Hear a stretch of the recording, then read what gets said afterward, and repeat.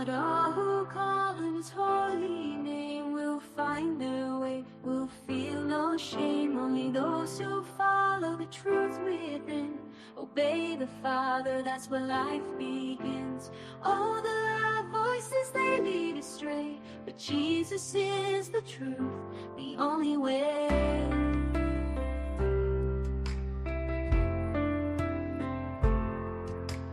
Enter through the narrow gate, for the gate is wide and the way is broad that leads to destruction in the false facade. Many walk that path and don't see the sign, but the gate is small and the way is divine. The road to life, oh so few will find. In the light of love, leave the darkness behind. Salvation is a gift, it's not of our hands, not by the works or binding demands. It's free for the lost, for the weary soul. Come to Jesus, let him make you whole. If you thirst and hunger, just kneel down and pray. He's waiting there, don't let it slip away.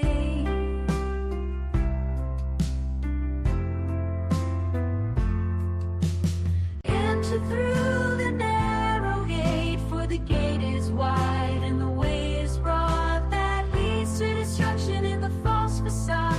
Many walk that path and don't see the sign, but the gate is small and the way is divine. The road to life, oh so few will find. In the light of love, leave the darkness behind. Enter through the narrow gate, for the gate is wide and the way is broad that leads to destruction in the false facade. Many walk that path and don't see the sign, but the gate is small and the way is divine. The road to life, oh so few will find. In the light of love, leave the darkness behind. In the light of love, leave the darkness behind.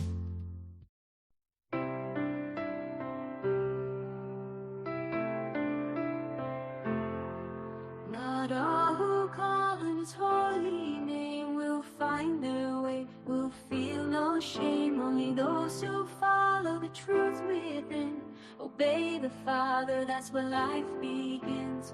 All the loud voices, they lead astray, but Jesus is the truth, the only way.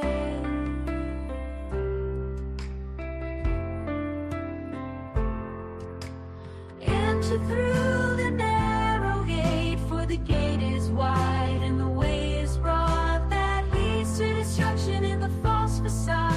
Many walk that path and don't see the sign, but the gate is small and the way is divine. The road to life, oh so few will find. In the light of love, leave the darkness behind. Salvation is a gift, it's not of our hands, not by the works or binding demands. It's free for the lost, for the weary soul. Come to Jesus, let him make you whole. If you thirst and hunger, just kneel down and pray. He's waiting there, don't let it slip away.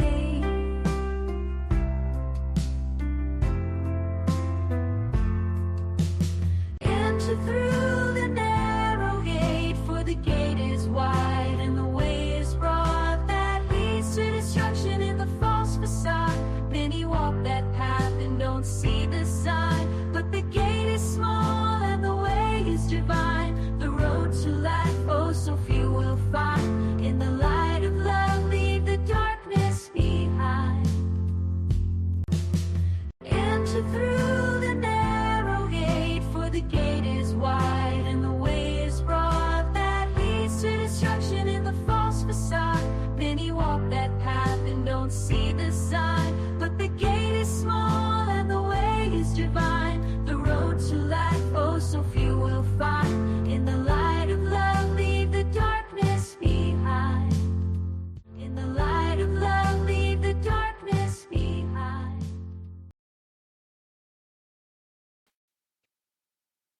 Yun, magandang gabi po muli sa ating lahat, mga Mahal namin patuloy na sumusubaybay dito po sa ating live podcast ng The Narrow Gate Ministry sa Facebook. Pastor Ramil, magandang Gabi, Pastor Derek.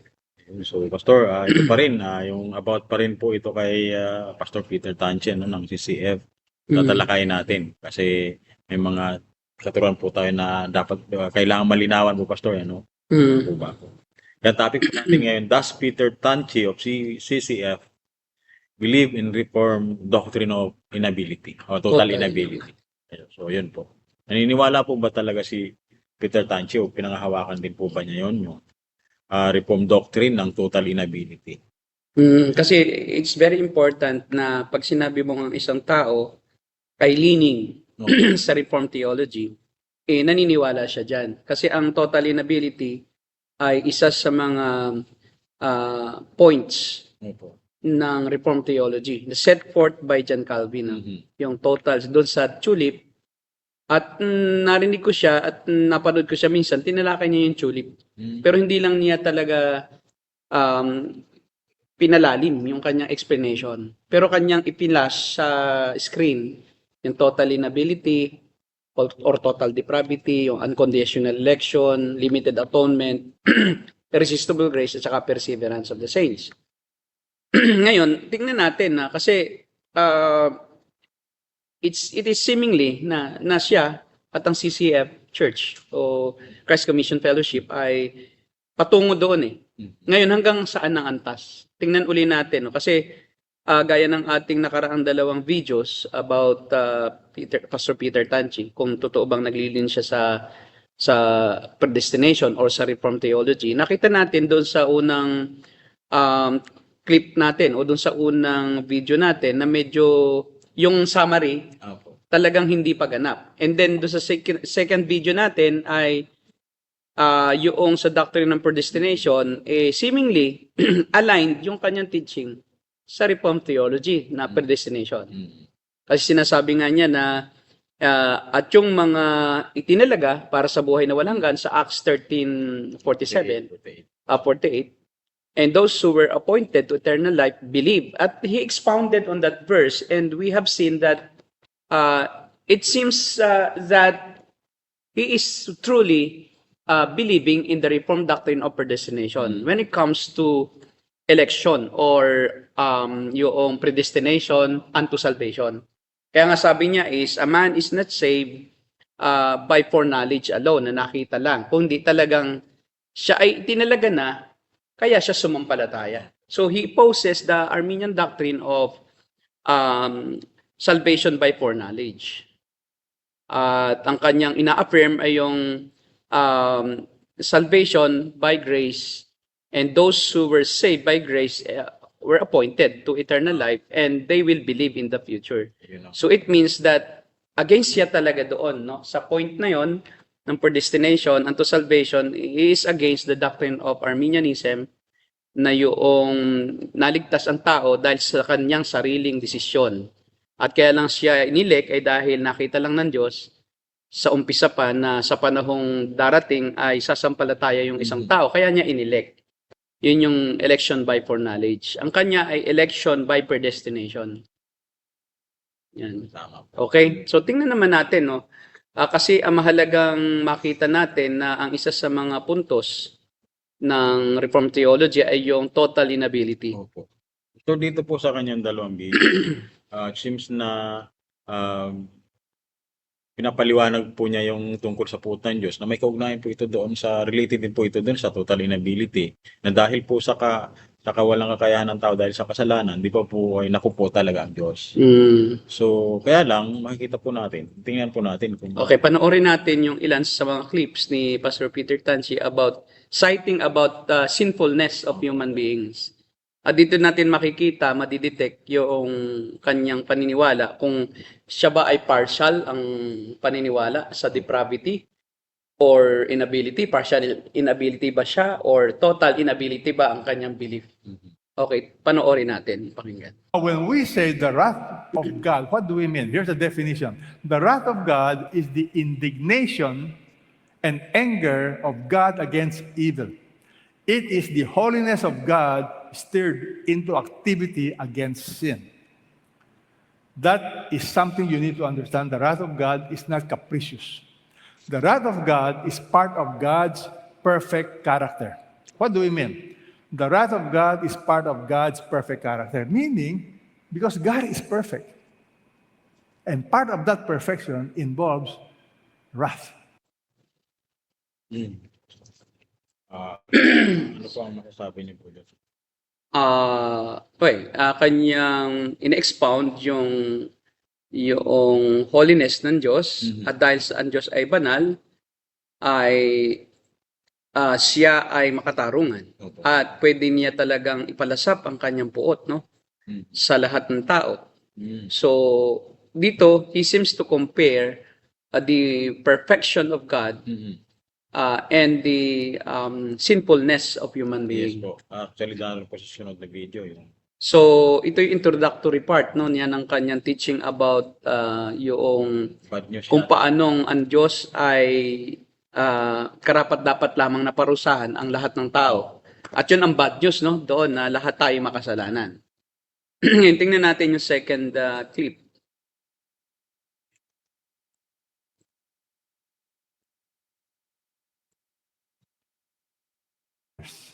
So God is saying you are without excuse. Continue reading. But do you suppose, O man, when you pass judgment on those who practice such things and do the same yourself, that you will escape the judgment of God? What the Bible is saying, we have no excuse. So the bad news is, number one, we have turned away from God, and number two, our deeds are sinful. That's the bad news. The wrath of God is real. Why? We have turned away from Him. We have rebelled against Him. And our actions is also... So, ano po? So, ang kanyang tinatalakay dito is not necessarily about total inability, Opo. but the general, no, truths that all have sinned. So, yung universality lang of sin. So, naniniwala siya dyan sa original sin, no? Kasi, ang sabi nga niya is, ang lahat ay without excuse. Opo. Bakit? Lahat ay makasalanan. So, yun yung gist na sinasabi niya. So, he believes that all men have sinned and fall short before the glory of God. So, yun yung kanyang tinutumbok ng kanyang sermon. Yes. At ang isang makikita natin dyan na view niya, which is yun din ay view ng Reformed theology, ay yung universality of sinfulness, of human sinfulness. That all have sinned and nobody is excused before the wrath of God or before God, before the holiness of God. Okay, so meron pa bang video about yan? May isa pa? Ayun lang po kasi. Okay. Yung video mo po na. Okay, tingnan natin kung ano ang teaching, no. Atin ngayon kasi hindi mo makita talaga yung kanyang in-depth. Sabi nga natin nung ating second video or podcast ay hindi talaga natin makita yung kanyang in-depth o malalim na pagtuturo tungkol sa kung gaano ang kasalanan nakaapekto sa tao. Opo. He is just teaching that all men have sinned, but yung gravity ng sin, yung scope ng sin, kung paanong ang tao ay naapektuhan ng sin, yun yung absent sa kanyang explanation. Po kasi Pastor, ang binibigyan din niya dyan yung wrath of God eh. Mm. Ang hinahanap po kanina, all throughout dun sa video na yon ay yung bigyan niyan din yung pagiging makasalanan ng tao. Hindi Okay. ko nakita. Ngayon, may tatlong views about the depravity or sinfulness of man. Una yung kay Erasmus, no? At saka kay yung isa pa, sumunod kay Erasmus, yung kalaban ni John Calvin, si Arminius. Yung muna si Erasmus, no? Ang sabi niya is ang tao ay isinilang na walang original sin. Hindi si Erasmus may isa pa Si Pelagian po. Pelagius. Kalaban ni Augustine. Pelagius. So nag-umpisa kasi yan kay Augustine. Si Augustine ang sabi na lahat ay makasalanan at isinilang ng makasalanan. Pero kinontra siya noon ni Pelagius. At ang sabi ni Pelagius ay ang tao isinilang na banal or innocent, no? Opo. So wala siyang kasalanan pero natututo lang ang tao magkasala. Kaya pag ang bata, ang sabi niya ay sinilang, siya ay parang blankong papel na white na papel na walang kahit anong speck o walang kahit anong dumi. Yung inosente, ano po? Oh, innocent ang bata. So hindi naniniwala si Erasmus sa original sin. Si Agustin po. hindi si Augustine. Si Si Pelagius. Hindi naniniwala si Pelagius sa original sin. Ngayon, dumating naman si Calvin at inaffirm niya yung total depravity or total sinfulness ng tao dahil isinilang na siyang makasalanan. Mula nang siya isilang ay siya pinaglihi na sa kasalanan. No? Kaya siya isinilang ng makasalanan. Di mo na siya kailangan turuang magkasala dahil siya may mina ng kasalanan. Inaffirm yan ni Luther. And then later on ni Calvin. Ngayon, si John Calvin ay meron siyang counterpart, no, si Arminius. Ang tawag sa belief ni Arminius ay semi-Pelagianism or semi-Pelagianism kasi minodify lang niya. Na although ang tao ay makasalanan, isinilang nga siyang makasalanan, pero may natira pa siyang mabuti.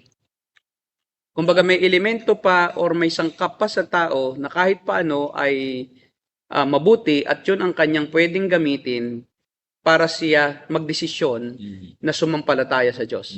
So ang tao ay may kakayahan pa rin na maunawaan ang mga bagay na spiritual. Yun ang sabi ni Arminius. At kaya nga, ang dalawang view ay yung na prevailing today, no, ay yung nananatili yung view ni John Calvin na nasa Reformed theology, sa mga Reformed churches na total inability dahil ang tao ay sinilang na makasalanan, nawala niya ang kanyang kakayahan na iligtas ang kanyang sarili. Ngayon naman, ang mga Arminians o naniniwala sa doctrine ni Jacobus Arminius ay yung mga Arminian ngayon na sinasabi nila na ang tao pa rin ang may kakayahan na mag-decide. Man has the final say in his salvation. Because even if God wants him to be saved, but if man did not believe in the gospel, then he would remain unsaved because he is the final determiner of his salvation because he is not totally unable. Ngayon, dun sa mga pinakinggan natin kay Pastor Peter Tanchi, absent yung dalawa eh. Hindi mo makita kung siya ay partially unable or totally unable na sumampalataya or makakilala sa Diyos. Ngayon, tingnan natin yung Reformed doctrine of total inability. No? Tingnan natin mula sa Westminster Confessions of Faith. Ito yung statement ng total inability. Quote, ang sabi niya, man by his fall into a state of sin hath wholly lost all ability of will to any spiritual good accompanying salvation. So as a natural man, being altogether averse from good and dead in sin, man is not able by his own strength to convert himself or to prepare himself thereunto. So man is unable to convert himself unto salvation or to prepare himself to salvation. At ang sabi nga ng Westminster Confession of Faith, si Paul, Apostle Paul, si Augustine, si Calvin, ang starting point ng kanilang katuruan ay ang lahat ng tao ay nagkasala kay Adan at ang lahat ay walang excuse, walang maiidahilan. Romans chapter 2 verse 1. And then sinabi rin ni Paul sa Ephesians chapter 2 verse 1 that ang mga taong na makasalanan na wala pa kay Kristo ay patay sa kanilang mga pagsalangsang at kasalanan. They were spiritually dead. Before they become Christians, they were spiritually dead. At hindi physically dead, Hindi physically dead, kundi spiritual. Wala silang kakayahan sa aspetong spiritual. Yun ang ibig sabihin ng spiritually dead. Wala silang kaya, hindi nila kaya na ang kanilang sarili ay magkaroon ng spiritual na kakayahan. Natanggapin at maunawaan ng Diyos. At ito rin yung sinasabi ni Paul na sa 1 Corinthians 2:14. Ano sabi dyan sa 1 Corinthians 2:14? Pakibasa natin muna yan. As a supporting verse for yung inability of man without the Spirit of God to understand spiritual things.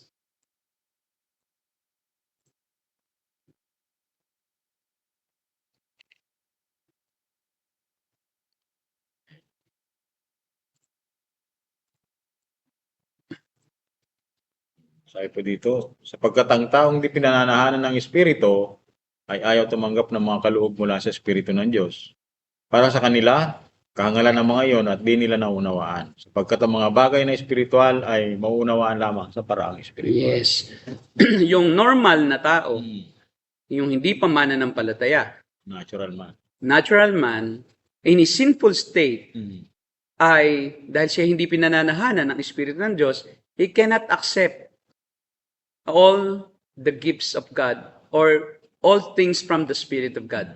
For them, sabi nila, ang mga bagay na spiritual ay kahangalan lang. Sa salitang English ay foolishness. Foolishness. Pinagtatawanan lang nila because they cannot understand.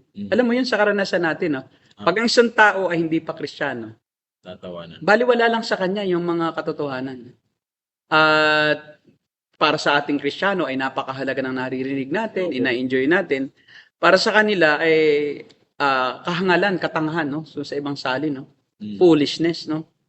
At kaya tayo ginadjudge ng mga baliw. Kasi hindi nila naintindihan eh. Di ba? Yung ating ginagawa at sinasabi. Kaya di ba pag may tao tayong hindi natin maintindihan, kakaiba ang sinasabi, parang wala sa realidad, eh ang tawag natin ay baliw. And that's the reason, yun yung total inability.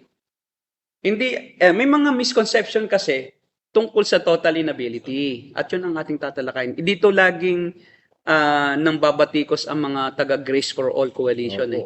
Kasi pagka pinakinggan ko sila sa kanilang podcast, mali naman ang kanilang pagkaunawa eh, sa total inability. Ang pagkaunawa nung isa kung patay pala ang tao, ba't siya nakakatugon? Hindi naman physical inability yun eh.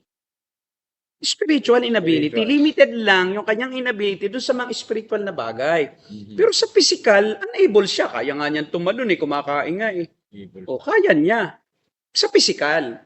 Pero pag sinabing spiritual inability or total inability, yun yung walang kakayahan ng taong maunawaan ng mga bagay na spiritual. Kasi nga siya physical ang alam eh. Ang appetite niya para sa kanyang laman eh. O, di ba? Sa kanyang flesh. Maliwanag naman po siya. O, hindi niya kayang maunawaan ng mga bagay tungkol sa spiritual. Kasi nga, fleshly siya. Okay. Makalaman siya. At ang isip din niya makalaman din. So kaya nga, hanggat hindi siya binigyan ng kapasidad ng banal na espiritong makaunawa, ay hindi niya kayang maunawaan. Kaya kailangan mag-initiate ang Diyos.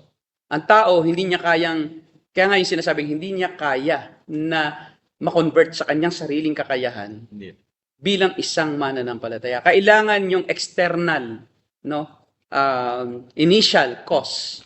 At yun yung gawa ng Diyos. Na kailangan muna siyang mabuhay para siya makaunawa sa spiritual. At ang pagbuhay ay sa spiritual, hindi physical. Ngayon, ang isang misconception sa total inability ay ang lahat daw ng tao ay magkakasinsama. Akala nila pag sinabing totally unable ang tao or may total inability ang tao o may ang kanyang characteristic ay siya totally unable na umunawa ng spiritual na bagay. Ang kanilang pagkaunawa, magkakasinsama daw ang tao kasi. Yun daw ang tinuturo natin. Hindi. It's not about the degree of sinfulness. Hindi ito parang pantay-pantay tayo lahat ng kasamaan.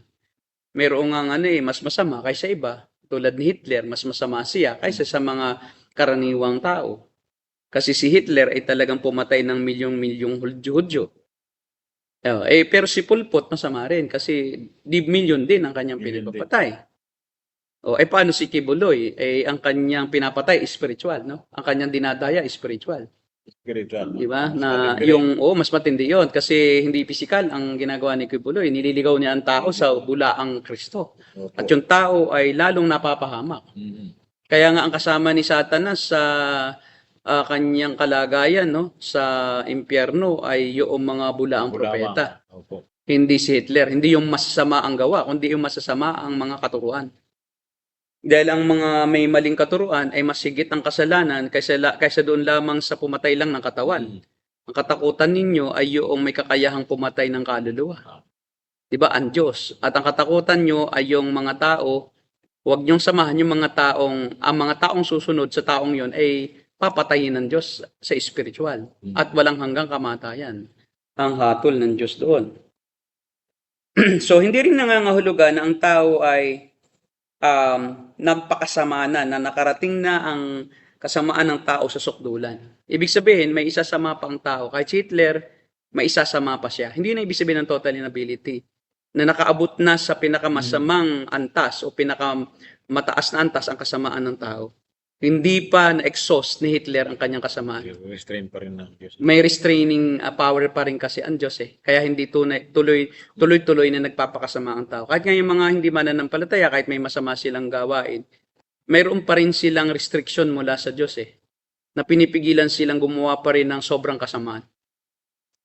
Dahil ang Diyos pa rin ang talagang may control sa lahat. Maging sa kasamaan, kontrolado pa rin ang Diyos kung hanggang saan lang isasamahan sa tao.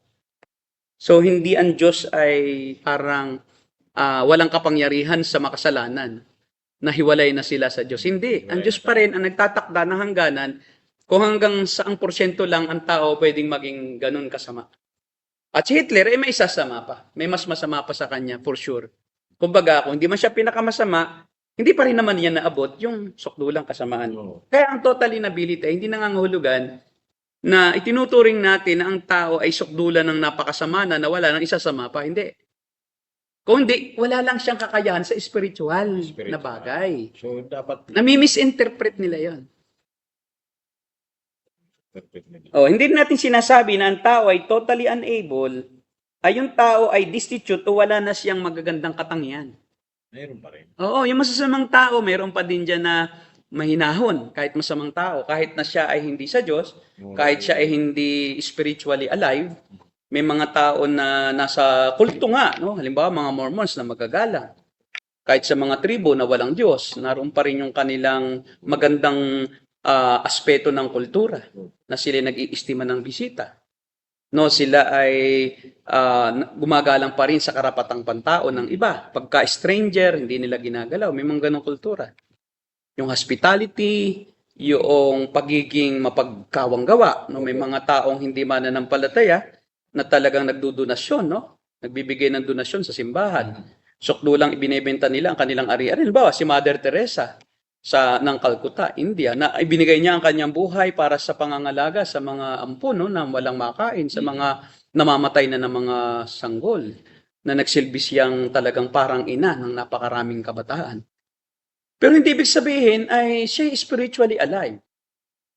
Kasi mayroon pa rin magagandang katangian kahit paano ang mga taong pupuntang impyerno. Si Satanas nga, magandang ginagawa, nagpapayaman nga, sabi ng iba di ba? Pero sa totoo, ang Diyos pa rin naman ang papayaman. Pinahintulutan lang sa Satanas. Di ba, si Satanas din ay nagkukunwari na anghel ng kaliwanagan. At para siya magkunwaring anghel ng kaliwanagan, ay gagawa siya ng kabaitan. Kasi hindi mo naman si Satanas paniniwalaan at papanigan kung siya ay mamamatay tao. Sa biglang papakita sa iyo na siya yung pangit. At pangit din ng ugali, no? May mga hindi nga mananampalataya na mas mahinahon pa nga kaysa sa pastor. Pag nagkaharap, talagang yung pastor napapahiya pa kasi pag nangatwiran yung hindi mananampalataya, ay hindi po ganyan, pastor. Diba? Galit na yung pastor, pero siya ay mahinahon pa rin. May kilala akong taong ganyan. Diba? Talagang si Tatay Solomon doon sa Katakian. Napakamahinahong tao. Kahit awayin mo yon, hindi kumikibo. Pero hindi siya buhay spiritually. Bakit? PBMA yun. Takot siya kay Ekleo kasi. Kaya pala ganun. Oo, kasi si Ekleo daw nakikita niya ang lahat ng tao sa lahat ng panig ng mundo. At binibiyayaan daw ni Ekleo yung kabutihan ng tao. Kaya kailangan niya magpakabuti. So magaganda ang katangian ng mga patay sa spiritual. Hindi natin sinasabi na pagka totally unable ang tao o siya ay, ang katangian niya ay total inability in terms of spiritual na mga bagay, wala na siyang, destitute siya o wala siyang kahit anong magandang values. Magagalang nga ang mga hindi Kristiyano, di ba? Sa panlabas, di ba? Talagang nangingino po yan, di ba? Tapos, pagka yung inaway, tahimik lang. Kasi, Pastor, di ba? Doon sila nakatingin sa mabuting gawa. Makarating sila sa langit. At hindi rin natin sinasabi, pag sinabi rin na nating total inability, ay ang kalikasan ng tao mismo ay masama. Hindi natin sinasabi na itong laman mismo masama, gaya ng Gnosticism. Kaya yung paratang nila na ang Reformed Theology ay product ng Gnosticism, hindi. Naniniwala kami na ang laman ay hindi masama, likas na masama. Yung prinsipyo lang ang masama. Pero yung literal na laman na ito, wala ito, hindi ito mismo ang masama. Inaano pa nga natin ito. Pinapaliguan nga natin at saka pare-pareho lang naman nating pinahalagahan ang ating katawan. Tsaka anong isasama nung ito'y laman lang eh. Yung prinsipyong nananalaytay sa ating laman, yung mga desire ng ating laman, ng ating puso, yung mga masasamang pag-iisip, yun ang masama. Hindi yung mismong isip na literal na yung utak ang masama. Hindi masama yan. Nilikha nga tayo na na ayon sa wangis ng Diyos eh. Ay, so wangis talaga. So yung mga prinsipyo ng ating sistema ang masama. Yung ating desire, yung ating thoughts, yung ating appetites, yung ating pride, di ba? Yung ating mga sensual desires ng ating katawan, yung ating pride dahil sa ating ambisyon, yun ang masama na nakakasagasa tayo ng buhay ng may buhay. At ating sinasagkaan ang karapatan ng ibang tao dahil sa ating desire. So yung ating yung sistema na nananalaytay sa ating ugat, sa ating katawan, ang masama. Yung mga desires na yan, appetites, hindi yung mismong bahagi na pisikal, na literal na laman, hindi yun masama. Yung gnosticism kasi yun eh. Ang masama yung katawan. Sa Gnosticism po, ganun. Yun po yung kaya mali yung pananaw na ang Reformed theology daw ay byproduct of Gnosticism. Mali. Hindi ang Gnosticism po, literal na masama ang katawan. Tayo hindi naniniwala na literal na masama ang physical na katawan. Kundi yung prinsipyo na ating nasa laman. Yung prinsipyo, yung kagustuhan ng ating laman. Hindi yung mismong laman. Okay? Hindi rin naman nangangahulugan ang total inability na patay ang ating espiritu o hindi na siya gumagawa or hindi na siya aktibo. Hindi po patay ang espiritu ng tao. Buhay siya pero wala lang siyang kakayahan. Kasi kung patay ang ating espiritu, di patay na rin tayo. Yun siguro ang misconception o misunderstanding ng isa sa Grace for All na kung patay ang ating espiritu, ba't daw pa tayo buhay pa rin? Ay, tika muna. Hindi naman ang ibig sabihin ng patay sa espiritu, literal na patay ang espiritu eh. Kasi pag sinabing patay, yan ay figure of speech. Kasi hindi naman namamatay ang espiritu, di ba? Hindi. Pero ganito ang pinakang meaning niya, no? Halimbawa, ang telepono. Sinabi natin, ay patay ang telepono. Hindi naman ibig sabihin na may buhay yung telepono eh.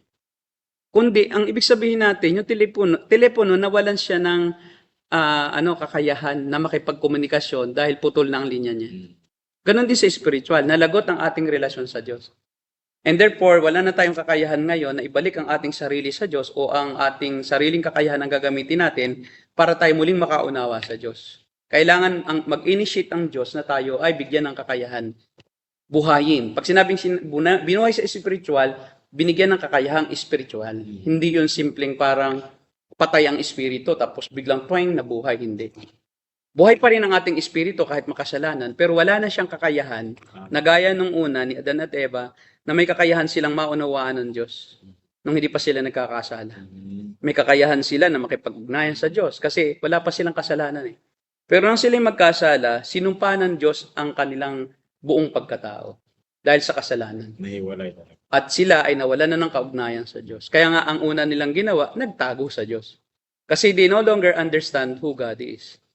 They no longer want to see God because they are afraid of God. And they have wrong misconception now. They have already a misconception of God that maybe God will punish them and there will be no forgiveness even though if they will ask for forgiveness.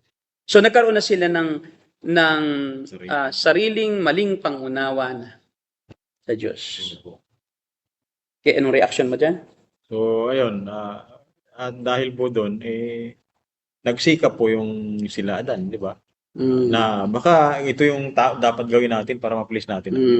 Kala nila, kaya nila. O, kala nila. Kaya lamang, ano po yung unang ginawa ni Adan, di ba po, at saka ni Eva, sila po ay nagtakip ng dahon, ng punong kahoy.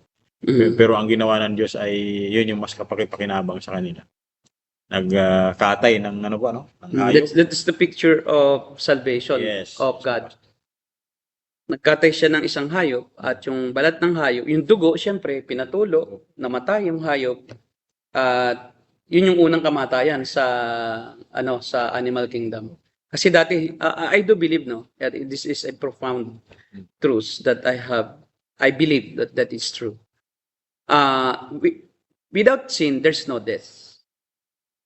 Sin enters into human race because of death entered to the whole human race because of sin. Opo. So without sin, death cannot enter the human race. There's no death. Because of sin, nagkaroon ngayon ng death. Mhm. And dahil sa sin ni Adam, lahat na namamatay. Dahil bakit? Lahat ay nagkasala na. Opo. And that's the evidence that all men have sinned because all men die. Kaya ang nangyari is, lahat ng tao, mayroon ng minanang kasalanan. Kaya nga namamatay kahit sanggol eh. Hindi totoo yung sabi ni Pelagius na walang kasalanan. Kasi kung walang kasalanan ng bata, hindi siya mamamatay na bata. Mamamatay lang siya pag may kasalanan na siya. Di ba? So that's contradictory doon sa doctrine ng sin and death. That if you are a sinner, you will die. So if the babies who are not yet adults, like 6 years old below, if they are without sin, then they will not die because they don't have sin. Because it's only because of sin that men die. Opo. Pero maliwanag po yung sabi ni Pablo, this chapter 5 ba yun? Romans 12? Mm. Chapter 5 verse 12, no? Na pumasok ang kamatayan dahil sa kasalanan. Sa isang pamagitan ng isang tao. At sinabi rin doon na namamatay ang sanggol kahit na wala pang kakayahan, no? Kasi nga makasalanan na siya ng isila. Opo. Kung wala siyang kasalanan, hindi siya mamamatay. Di ba? Bakit nasa womb pa nga lang namamatay? Meaning may kasalanan din. Kasi kung walang kasalanan, walang kamatayan. So that's why all men die because all have sinned. Even the babies who are still unborn, they are sinners by birth and by choice after they grow old. If they are already adult, they are now sinning volitionally. Diba? So, yun ang dahilan kung ba't namamatay ang tao. So, malinaw din po sabi ni testimony mismo ni Pablo, ni David, no? Sa Psalms 50 verse 5. Ay sinful na ba? Pinaglihi siya sa kasalanan. So, yun. So, yun yung mga misconception. Isa pang misconception ay ang katawan daw ay patay. Pagkapatay ang espiritu, patay din ang katawan. Hindi, buhay nga tayo. So, lahat ng mga hindi mananampalataya, buhay naman sa physical. Ang namatay lang o nawalan ng kakayahan ay yung kanilang spiritual na maunawaan ang mga bagay tungkol sa Diyos. So, ang sabi pa na ipapatuloy ko yung sinasabi ng Westminster. Dito sa aklat ni Lorraine Beutner under chapter 10, Total Inability. Sabi niya, it is in this sense that man since the fall is utterly indisposed, disabled, and made opposite to all good, and wholly inclined to all evil. So may inclination ang tao na gumawa ng masama dahil siya masama. Wala siyang inclination gumawa ng mabuti kasi wala naman siyang kalikasang mabuti. So kailangan siya baguhin muna spiritually. Kailangan muna siyang bigyan ng kakayahan at buhayin, maunawaan muna ang Diyos at siya ay buhayin ng Espiritu Santo. Ang kanyang banal na Espiritu ay pananghanan din, ang banal na Espiritu ay manahan din sa kanyang Espiritu upang siya mabuhay o magkaroon ng kakayahan. Yun ang dapat munang mangyari. Sinful ang nature. Kasi nga sinful siya, disabled siya. At ang kanyang bias ay fixed against God. May bias yan na lumaban sa Diyos. Wala siyang likas na kakayahang mahalin ng Diyos at ibigin ng Diyos. Siya likas na lumalayo, likas siyang lumalaban, likas siyang tumatakbo. Romans 3:10. Palayo sa Diyos, umiiwas. Yan, kasi sabi sa Romans chapter 3 verse 10, no? Walang mahanap sa Diyos. Wala. Kanya-kanya ng landas, no? Ayun sila. Nagkanya-kanya ng lakad. At walang kusang lumalapit sa Diyos sa kanyang sariling kakayahan. Parang ang tao ay yung tubig mula sa bundok na hindi siya pwedeng sumalungat sa pag-agos na pataas. Na syempre ang kanyang Talaga. bias ay siya ay hinihila ng gravity pababa. Ganon din ang taong patay sa spiritual. Talaga. Wala siyang kakayahang lumaban doon sa inclination ng kanyang prinsipyo ng kanyang katawan, ang prinsipyo ng isip na makasalanan. So, ang tendency po niya talaga ay go against God. To go against God and to do whatever is pleasing to his sinful nature. So, ano po, Pastor, yung sinasabi na ayun nga, walang naghahanap sa Diyos? Ito ba na hindi talaga hinahanap po ng tao ang Diyos? Naghahanap din siya, pero hindi yung tunay na Diyos. Oh, Kaya hindi pa rin siya naghahanap sa Diyos. Yun ang ibig sabihin, hindi na siya naghahanap sa Diyos.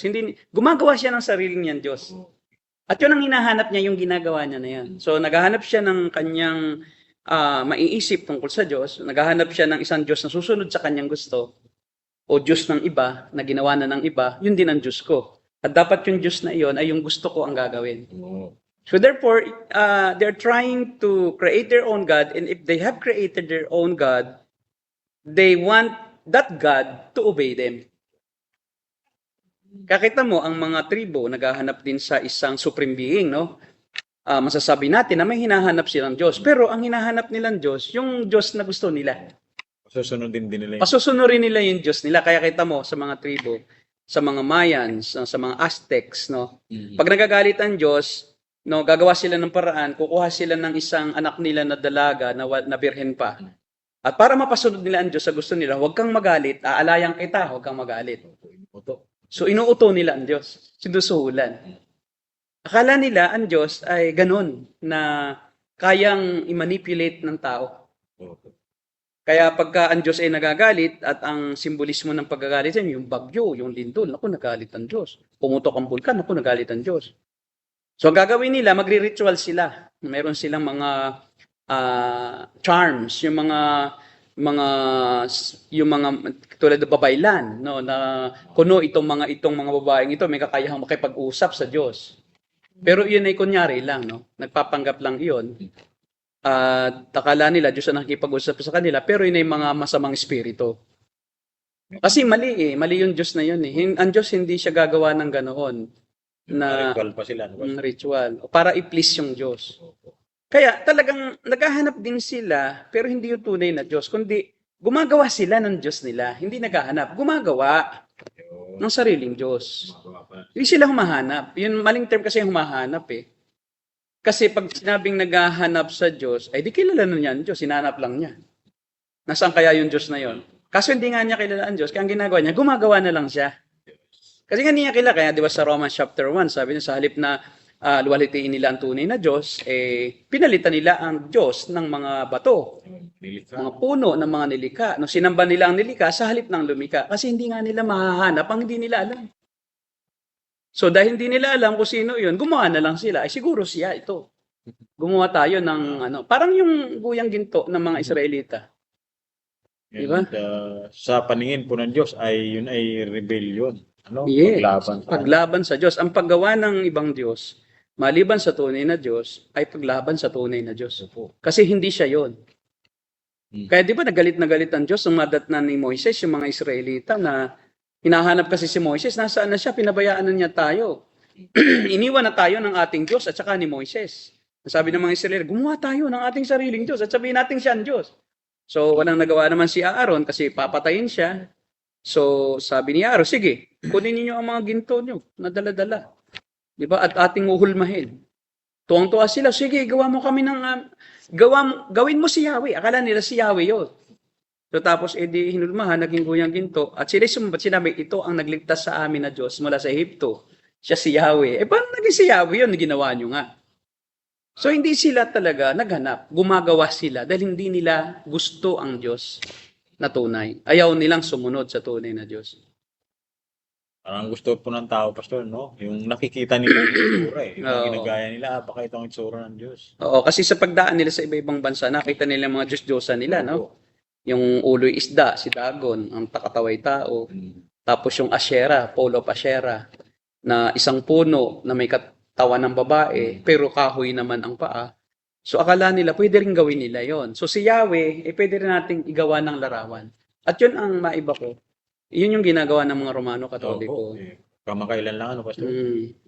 Ah, Sabi ni Father Francis Lucas na former spokesperson ng CBCP, Catholic Bishops of the Philippines, ay hindi daw naman 'yon maituturing na idolatria o pagsamba sa Diyos-Diyosan dahil daw yun na may larawan lang ng Diyos. Ganon din 'yon. paano nila pinapaliwanag itong mga deboto, na nagkakandara pa sila talaga tuwing traslasyon? Ang sabi nga natin ay tulak ng bibig, kabig ng dibdib. They deny their sin by their mouths, but their actions show that they love sin. They love to do whatever they want. So, dahil nga, yun nga dahil nga bulag sila, pipi, sila nga ipatay sa espiritu. Paano nga nila malaman kung sino ang tunay na Diyos? Kaya nga sila gagawa. At sasabihin nilang ito ang Diyos. Kaya nga, it's very, very, kung ikaw ay naniniwala sa total inability, you don't assist people to accept God because you don't know what they think about God. Because you are not all-knowing na pwede mong sabihin na, ikaw gusto mo na maging Kristiyano. Opo, salamat. O tas sasabihin mo, gusto mo maging pumunta na sa langit. Because if you believe in total inability, you cannot make somebody alive, even in physical na aspeto. Pumunta ka sa sementeryo, buhayin mo yung mga patay kung kaya mo. Hindi. Lalo pa sa spiritual. Yung ang katawan, di natin mabuhay. Yung may yung butot balat na, kalansay na, nasa sementeryo, nakalibing na . Buhayin mo pa yung hindi mo nakikita na espiritong patay. O patay sa spiritual, di ba? Kaya nga, if you believe in total inability, you don't assist men to become Christians because you are unable to make yourself alive. How about others? You yourself, you cannot make yourself spiritually alive and then you assist somebody to make them spiritually alive. Yung sarili mo, hindi mo nga kayang buhayin sa espiritu, yung pang-iba. Kung hindi mo nga nakakaya sa sarili mo, kaya mo pa bang tulungan ng iba? So, dalawa ang view kasi dyan yung ang Arminian na ang tao ay may kakayahan pa rin na maunawaan ng Diyos. Again, this is one of the misunderstanding of total inability. Akala nila ang tao, wala ng freedom. Yun, isa po yun, Pastor. Yun. Ito na naman ang ibibintang nila. Sasabihin na naman nila, di kayo pala, ginagawa niyong robot ang inyong sarili. Na yung pala, wala na kayong kakayahan. Na-predestined na nga pala, kaya pala . Diba? So, ang tao pala, wala na palang freedom. Kung gusto pala ng Diyos ililigtas niya. Kung gusto palang maligtas, ayaw niya.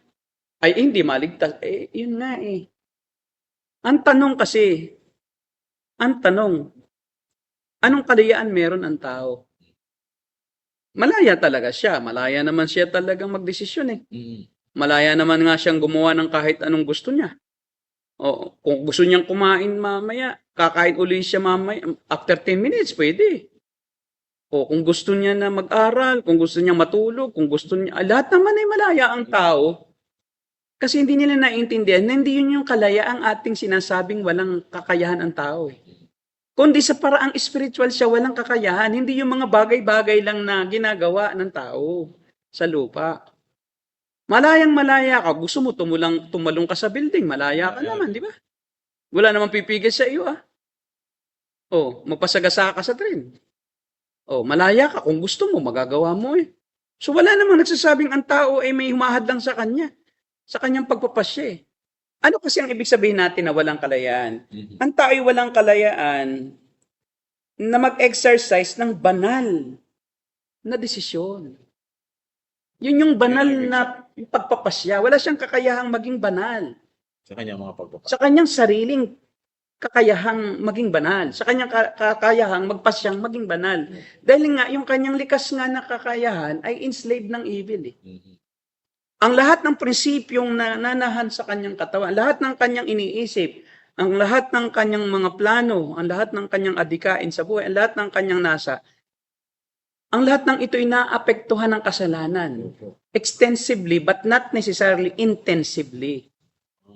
Extensive, lahat ng prinsipyo ng kanyang pagkatao, lahat ng aspeto ng kanyang pagkatao, ng kanyang isip, ng kanyang nasa ng puso, ang kanyang mga pangarap, ang kanyang mga panlasa, ang kanyang paningin, ang kanyang pangamoy, ang kanyang pandinig, no, ang kanyang pagdamdam. Lahat ng ito'y naapektuhan ng kasalanan. Ano pat, wala na siyang kakayahang magpakabanal sa kanyang sarili at piliin ang banal.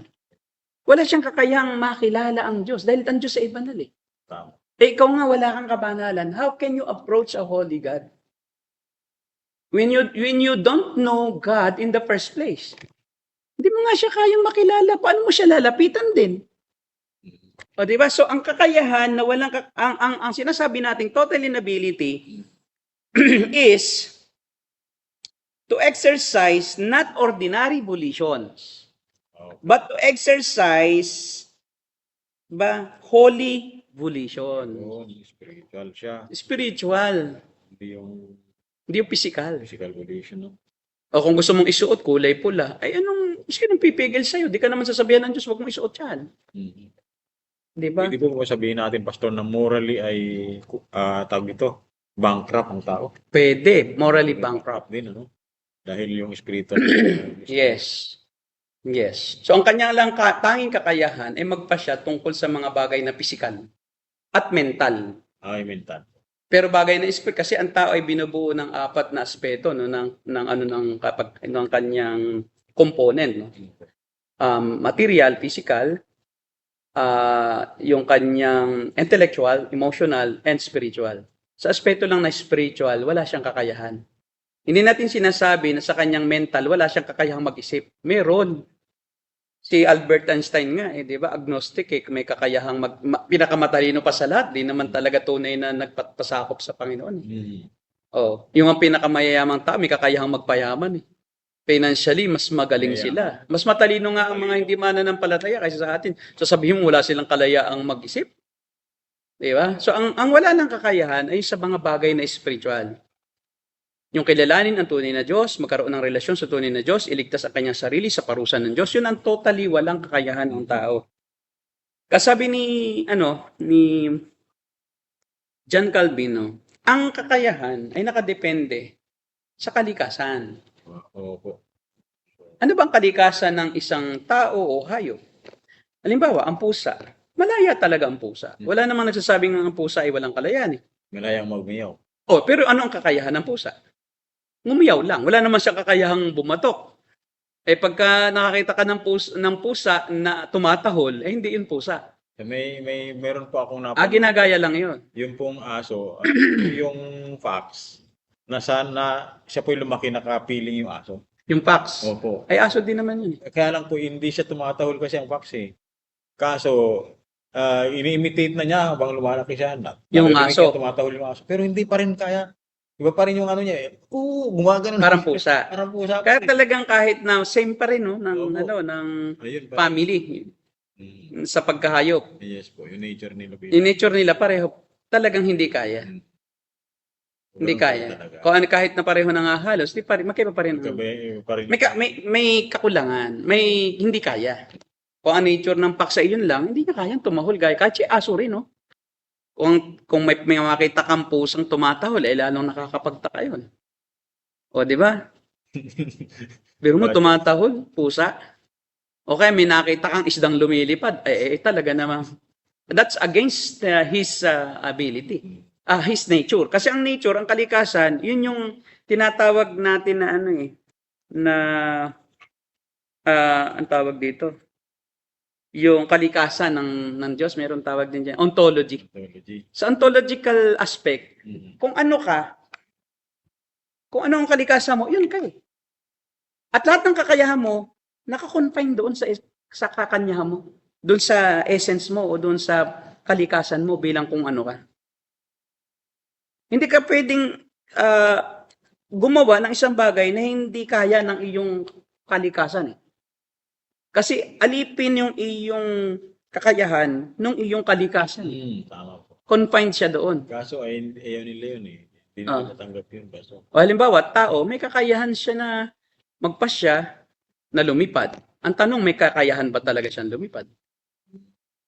Ang kanyang kalikasan ay maglakad o tumakbo. Hindi siya likas na lumilipad. Pero kung gusto mo, lumipad ka. Kaya hindi mo kaya, anong mangyayari sa'yo? Lakda ka, di ba? durog ulo mo kung mataas yun. O bali-bali ang yung mga... Meron kasing ganun, delusional eh. Yung mga nakasyabo, marijuana. Parang lumilipad sila. Oo, akala nila si Superman sila eh. Parang feeling Superman, nasa itaas. Bigla ba namang tumalon? Patay. So, wala tayong kakayahan. May kakayahan tayo malaya. Pero wala tayong kakayahang lumampas sa ating angking kalikasan.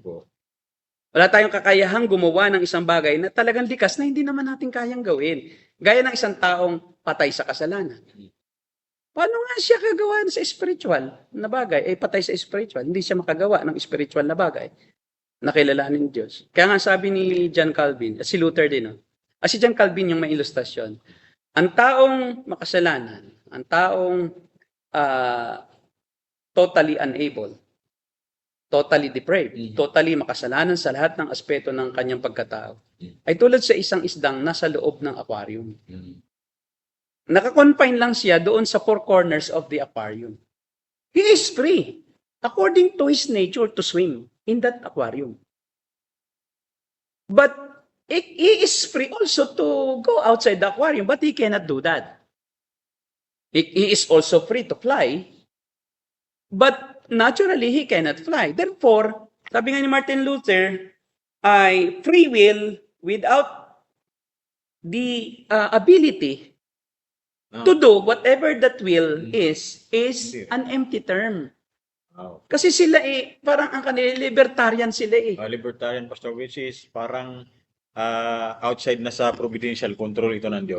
Para baka malaya kang gawin ang gusto mo. Hindi lang outside sa providential control, kasi outside sa common sense. O sige, may liberty kang gawin lahat ng bagay mo. Sige, subukan mo na huminga sa ilalim ng dagat. Kung kaya mo. Malaya ka, sige. Kung libertarian ka, sige, may kalayaan ka, gawin mo lahat. Baka, ano pa nga lang 10 seconds pa lang aaho na sila O malaya ka ba? Hindi. Di ba? Kasi mamamatay ako Di ba? Paano ka malaya na ikay mamamatay na roon? Sa physical. So, and that's the problem with those who insult Reformed doctrine of total inability and say boldly that we are cult. No. How can we become cult when we just adhere to the teaching of the scriptures that all men have sinned and a man without the Spirit of God cannot understand spiritual things? Malinaw naman siya nasabi. Ephesians chapter 2 verse 1, you were dead in your trespasses and your sins. You are under the power of the God of this world, who is Satan. Paano yan? Paano yan? Nasa ilalim kayo ng kapangyarihan ng demonyo nung tayo'y makasalanan pa. Ano sabi? Tayo'y binuhay niya nung tayo'y patay pa. Opo. Hindi tayo ang bumuhay sa ating sarili. Wow. Kristo. Kaya yun ang grace. Yun yung predestination. Nabubuhayin ng Diyos kung sino ang gusto niyang buhayin at ililigtas niya kung sino kanyang gustong iligtas. At napagpasyahan na niyan kung sino ang mga yon bago pa nila lang ang sanlibutan. Wala kang choice. Ang Diyos ang may choice. Bakit? Hindi ka naman talaga makakapili sa Diyos Kaya nga ang Diyos ang pumili dahil wala kang kakayang pumili sa Diyos. Hindi sinasabi ni Pastor Peter Tanchi, if I am not chosen by God, I will not choose Him. Tama, di ba? Tama po yung sabi niya. Tama yung sabi niya. Hindi pa lang siguro malinaw sa kanya yung total inability. Kasi naglalaro siya doon sa partial depravity or inability at saka total inability. Pero pansin ko lang, ito, lahat ng Reformed theologians, they are excellent. They are critical thinkers. And they are very deep in their exploration of the doctrine of sin. Nakuha nila yon na talaga palang wala tayong makakayahan. Salamat na lang sa Diyos na tayo ay binigyan niya ng kakayahan. Kung hindi tayo binigyan ng kakayahan, hindi tayo maligtas. Kaya nga, ang sabi nila, doon sa may isang video ko napanood, tinutuligsan niya si Pastor Peter Tanchi, New Testament Bible Church. Si Ray, certain Ray. Ray Fuentes. Yung Rayan Fuentes. Baptist yun. Sabi ni Rayan Fuentes, wala namang pinili. Bago pa nila lang ang sanlibutan para maligtas. Kaya tayo naligtas, dahil pinili natin ang Diyos na sumampalataya tayo sa Kanya. Pero naniniwala siya, ang pagpili daw ay bilang isang bansa. Ang pagpili daw ay bilang isang tao na nasa gobyerno, pamahalaan. Hindi daw ay pinili ng Diyos. Sabi ko, okay to Walang pinili para iligtas, pero may pinili sa mga temporal na mga bagay. Free will baptist siya. Free will baptist. Tas sabi nga niya, kulto daw si Tanchi. Tapos sabi pa niya, yung mga naniniwala kay Tanchi, mga kapatid, huwag niyong paniwalaan si Peter Tanchi. Sabi ko na, sino ka ba? Di ba? Para huwag, ang iyong katuruan ay free will ka. Alam mo, kung iiwanan ng Diyos ang isang tao sa kanyang sariling kakayahan, walang maligtas. Hindi siya maligtas kahit kailanman. Kaya ngayong sila is partial lang, yung Armenian na silang pumili. Kasi meron pa kasing natirang kabutihan. At yun daw ang ginagamit nila para piliin ang Diyos. Prevenient grace, no? Ang prevenient grace ay nagbibigay ang Diyos ng pagkakataon na yung biyaya niya ay iyong matanggap sa pamagitan ng iyong natitirang kabutihan. So ang Diyos, ang Panginoon ay naghahanap araw-araw ng ililigtas na parang siya ay nagmamakaawa. Wala kasi siyang pinili, So, kaya siya ay walang target talaga. Kumbaga, walang bullseye siya. Bato lang. Bahala na kung sinong tumanggap dyan. At please naman, baka sakali naman tumanggap naman kayo na hindi ako talo, no? Parang awa nyo. Parang awa nyo na kasi ako'y namatay naman sa krus. Ang aking anak ay binigay ko para sa inyo. Ang Panginoon Jesus ay namatay sa krus. Para namang awa nyo na. Ano po sabi ng preacher? Poor God. Poor God, poor God. Wala daw masave. Biruin mo. Kasi nga, nasa tao ang volition sa kanila. Sa kanila, parang pag walang yung na tumaas ang kamay, walang express ng kanilang pagtanggap, wala talagang maligtas. Hindi nila alam na ang Diyos nakikita ang puso ng tao kahit hindi pa iyan manalangin ng pagtanggap. Kahit pa iyan ay akala mo ay nabibingi-bingihan. Pero yung pala kumikilos na pala ang nakatingin niya sa kasi mataas ang pride. Tinulak lang ng kanyang magulang. Pero nakaganon. Pero habang siya nakatingin sa malayo, ay ang banal na espiritu, siya umiiyak na pala sa kalooban. Hinihipo na ng banal na Yung espiritu. pala siya ay hinihipo na. Yun na naman, figure of speech. Kumbaga siya ay binubuhay na. Diba? Nire-resuscitate na pala siya. Nire-resuscitate. Hindi pala nire-resuscitate. Kasi resuscitation is parang buhay pa Nire-revive lang. Hindi rin revive. Kundi siya ay regenerate. Regenerate. Kaya regeneration kasi patay, kaya kailangan buhayin. Kailangan bigyan ng kakayahan. Yun yung regeneration. Patay na kaya wala nang generation. Wala na. Kailangan buhayin muli. Kasi ang tao ay namatay sa spiritual sa panahon ni Adan at babalik tayo doon sa estado nung si Adan, panahon ni Adan na hindi pa rin sila nagkakasala. Bumalik lang uli ang ating kakayahan. Gaya nila Adan at Eva, nung hindi pa sila nagkasala, mayroon silang kakayahang makaunawa sa paraang spiritual. Mayroon silang kakayahang makipag-usap sa Diyos at ang Diyos nakipag-usap sa kanila sa hardin. Kasi nga, sila ay walang kasalanan. Babalik uli iyon, yung ating sitwasyon iyon, na tayo muling mabuhay sa spiritual, na gaya nila Adan at Eva na ating ninuno. At dahil doon, tayo ngayon ay meron ng relasyon na muli sa Diyos. Yun. At tayo ay kanya nang tinubos, inira. Kaya nga, ang problema lang sa iba ay dinadaan nila sa time, yung time frame ng tao. Nauna daw kasi daw yung pananampalataya, bago daw yung pag-born again.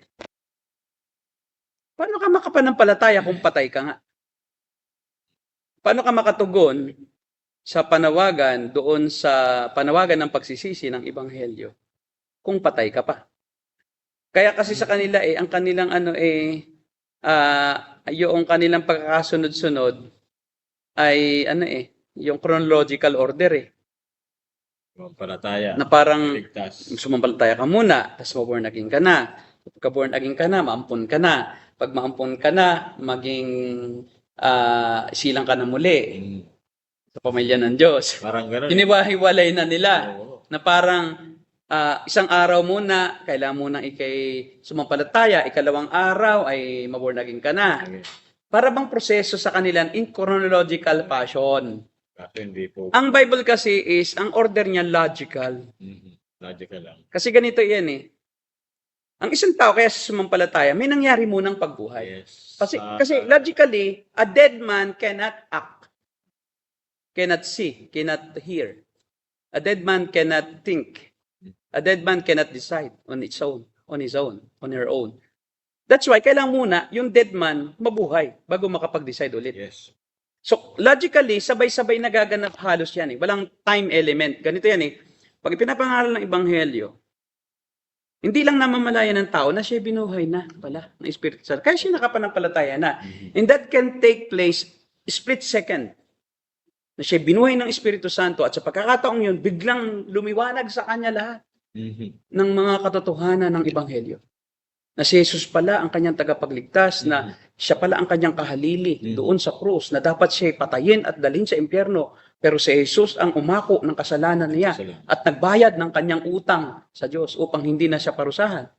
Sa isang iglap yun, pwedeng gawin ng Diyos na siya'y makakilala.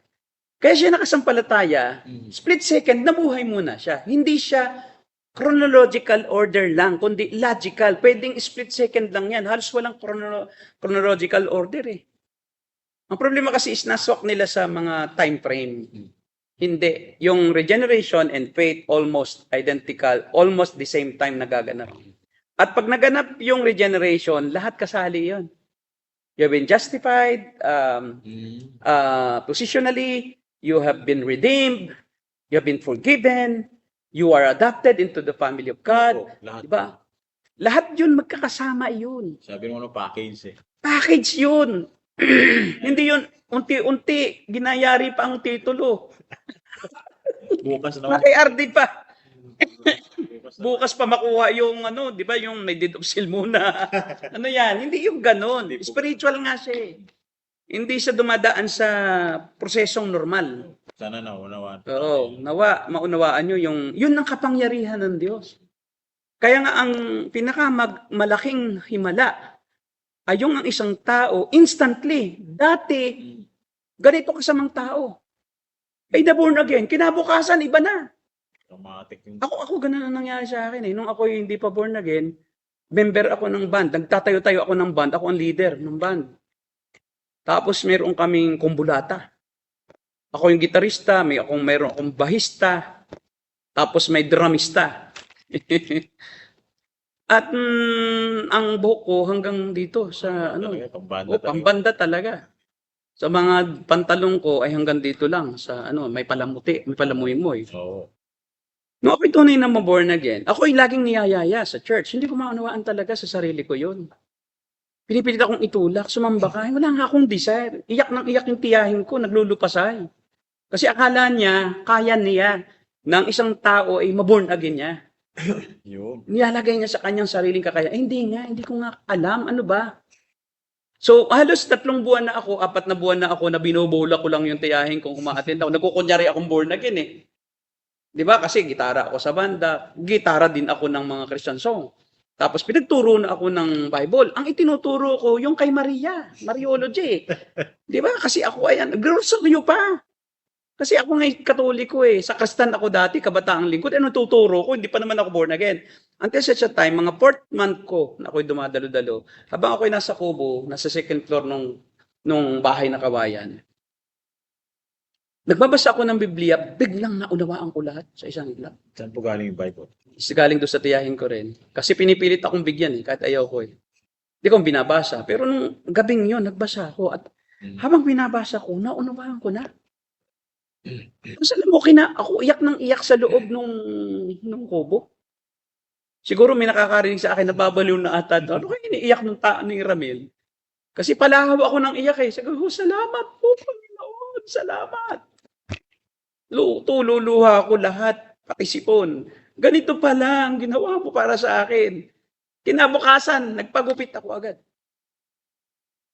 Napakaganda ng sikat ng araw.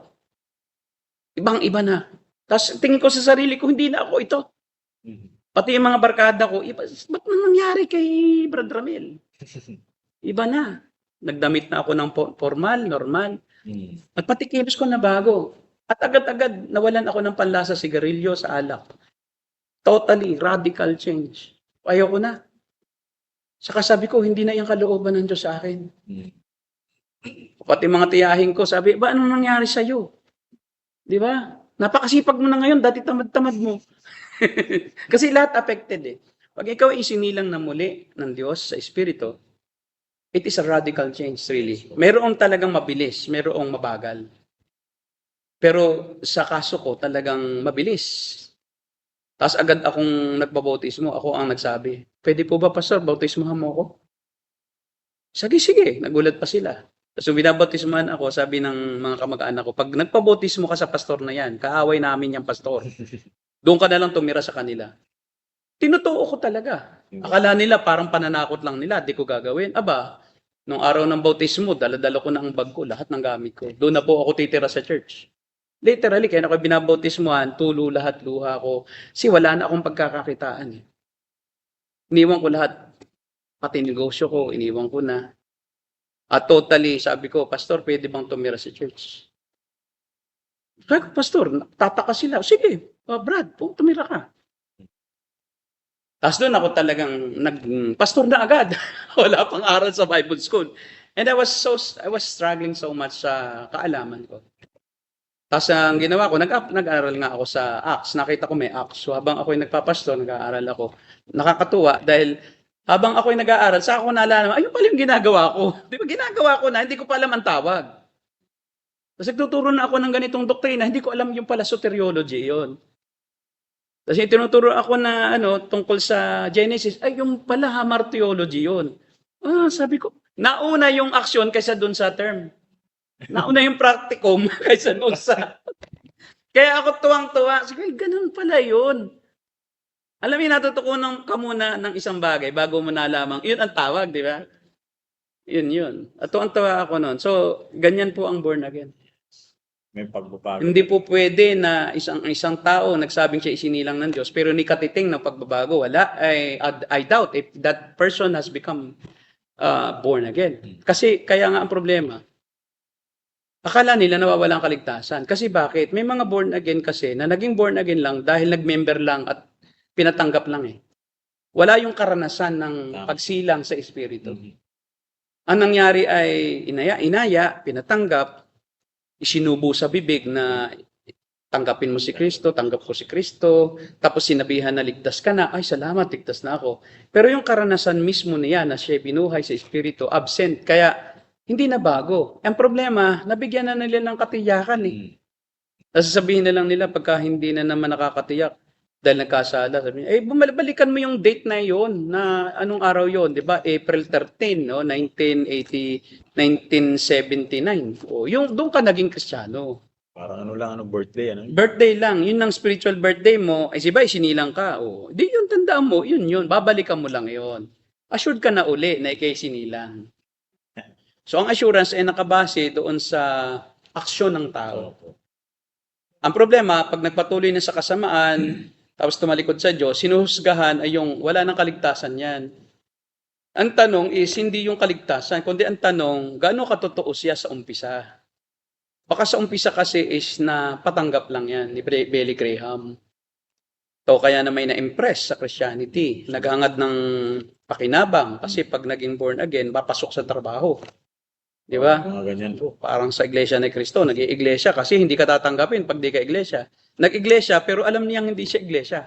Ganon din maraming born again na nag-born again dahil may ayuda, may libreng bigas, buwan-buwan, may tubig na libre. Pag nakaipon ka ng attendance na 8, libreng tubig na 1 galon.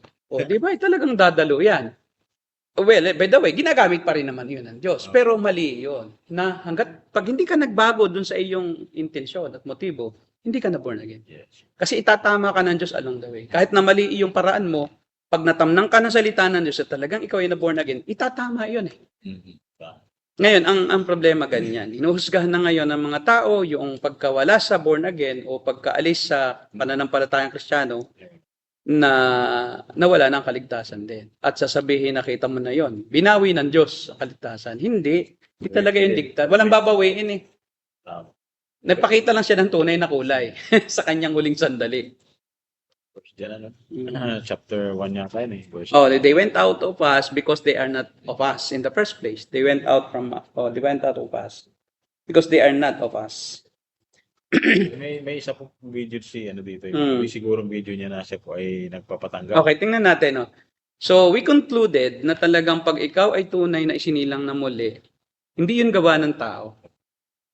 Therefore, wala tayong kakayahan talaga na ang isang tao ay tulungang maligtas. At wala din tayong kakayahan na mag-pronounce na ang isang tao ay ligtas na. Kasi, una sa lahat, spiritual na bagay ang kaligtasan, hindi yan kayang malaman ng ordinaryong tao kung ano ang nilalaman ng puso at ng isip ng isang tao na pinatanggap eh. You cannot pronounce a person saved or not dahil lamang sa panlabas. Kasi pwede kasing na-entice lang siyang gumawa ng isang bagay dahil sa influence o dahil sa, ano, ang tawag diyan, yung pressure. Pressure. Minsan peer pressure, yung mga kabarkada, tumanggap na, siya hindi pa. Kaya, Sabi ng mga barkada, naku, ikaw na lang hindi pa tumanggap. Paano ba pagtanggap? Tanggap ka na rin, di ba? Meron nga akong kilala na kaya daw siya nagpabautismo ay dahil gusto lang niyang makita yung kanyang crush. oh, yun. Ay malabo ang dagat. Ayaw magpabautismo ng crush. Sabi niya, ako na lang po ang pabautismo sa kanya. Para sa kanya. O di nagpabautismo, dinala na daw siya kinabukasan. Sabi, member ka na. Ha, paano po ako naging member? Bautismado ka na eh. So dahil nga, iba lang naman ang intensyon. Kaya hindi mo pwedeng basahin, alamin, at matiyak na ang isang tao ay tunay na born again. Sa pamamagitan lamang ng panalangin, ng pagtanggap. Kaya ako, mula nang maunawaan ko, kasi salungat sa predestination doctrine yun eh. Kung predestined iyon, kahit di mo tulungan yun, ibigay mo lang ang salita ng Diyos. Buong katapatan mo lang ipangaral, ang Diyos ang bahala doon. Babalik at babalik. Gaya ng panahon ni Charles Spurgeon, walang pagpapatanggap. Kasi ang pagpapatanggap ay early 1820s lang. Kay Charles. Galing po yan kay Charles Grandison Finney, na isang abogado na natisod sa hyper-Calvinism. Kasi, Sabi ito mga ito hindi nagpapatanggap, sobra namang dry. Ang sabi daw naman ng kanyang church, dadalhin na lang dito ng Diyos ang mga tao kung ililigtas niya o hindi. Sabi niya, teka muna, ano dadalhin dito? Hindi mo naman invite. So siyang lumabas at siya ay nagpalit ng church at siya ngayon ang nagdaos ng kauna-unahang mga crusades sa labas ng church. At ang ginawa pa niya, may anxious bench. O sino ang gustong maunawaan pa ang doktrina, pumupo lang dito sa anxious bench at amin kayong papayuhan kung anong gusto nyong, kung paano gagawin nyo para kayo maging Kristiyano. At yun ang nag-evolve into what we call na altar call and sinner's prayer or prayer of repentance nowadays. Pero ready-made na. ready-made na talaga yung parang Ginawa na, tapos sasabihin niya, sumunod kayo. O itong mga tao na hindi naman pala tunay na naintindihan, sumunod. Ngayon, i-judges ngayon ng pastor, you are now born again. Kaya ang dami ngayon sa loob ng church ng mga kambing na hindi tunay na born again. Pero nagkukunwaring born again. Bakit? Sinabing born again na sila eh. Para din mamanipulate nila yung pastor into thinking that they are born again to maintain yung friendship, to maintain yung fellowship, to maintain good relationship, to maintain business affiliations, yun. to maintain yung mga gusto nilang makuha doon sa church, yung kanilang mga interest, di ba, doon sa church at sa mga tao sa loob, mga businessman kasi. Baka ako dito pwedeng makautang sa mga taong ito. Magpapanggap na lang akong born again, di Yung ba? target pala yung mapera. Yeah, so kailan kaya makausap si ganito at ako'y magpo-propose ng isang business, di ba? May mga ganong interest lang naman kaya nandiyan sa mga churches na mega churches kasi nandiyan yung mga malalaki ang pera kasi nga pupunta rin yung mga businessman sa maraming tao. Kasi naroon kung saan naroon ang tao, naroon ang pera. At kung saan naroon ang pera, naroon ang magandang pagnegosyuhan. Ikaw naman, kung walang tao nga naman, paano ka magninegosyo?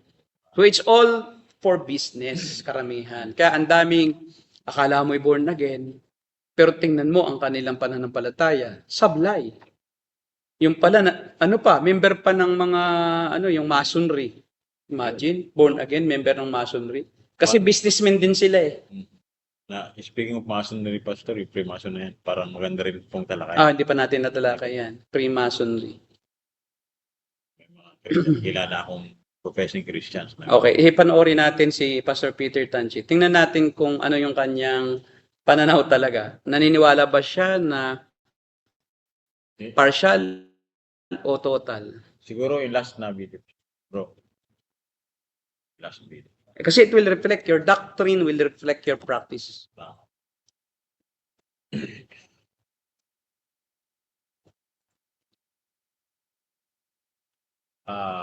Yung isa, Hindi yung yan. sunod, yung kasunod. Yung huli na. Yung sinid ni pa, yung Brian kay pa.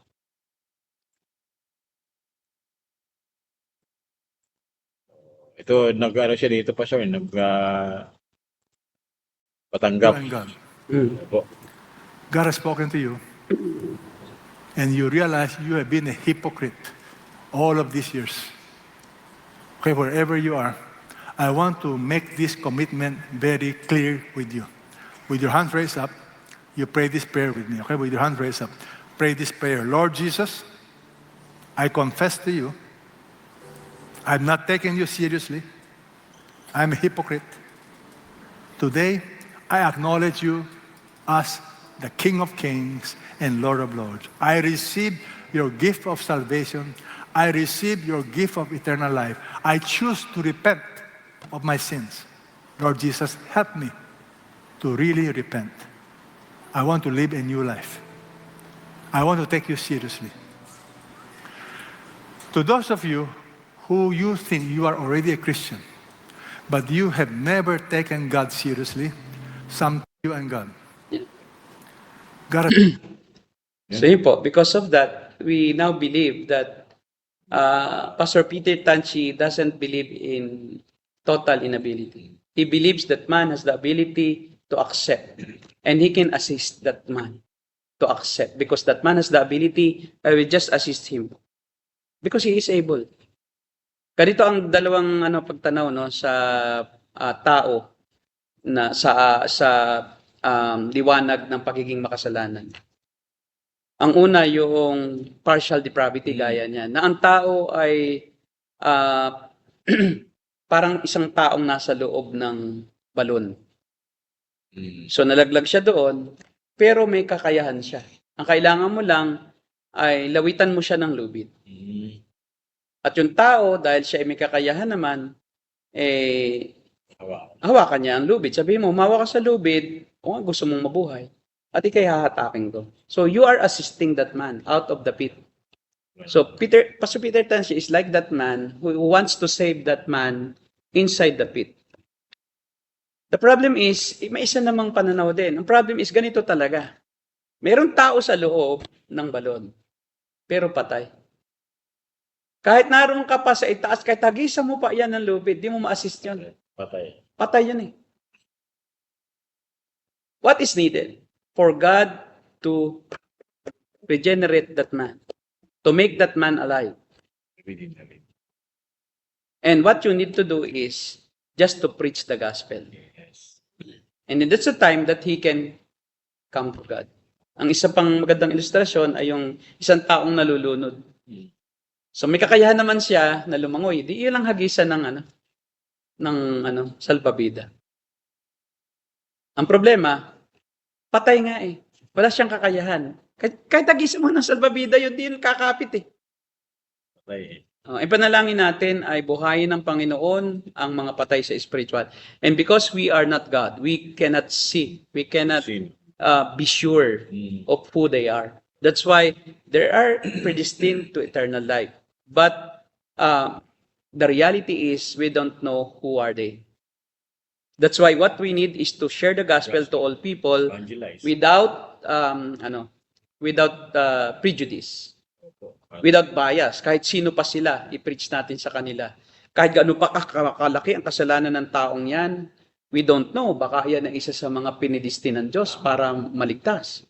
Baka mamaya, siya pa ang maging mas masigasig na mangangaral kaysa dito sa mga taong akala natin ay may kaloob at mga matitinong tao. Ito pang makasalanang tao, mamamatay tao, ang baka isang araw ay talagang maging isang evangelist.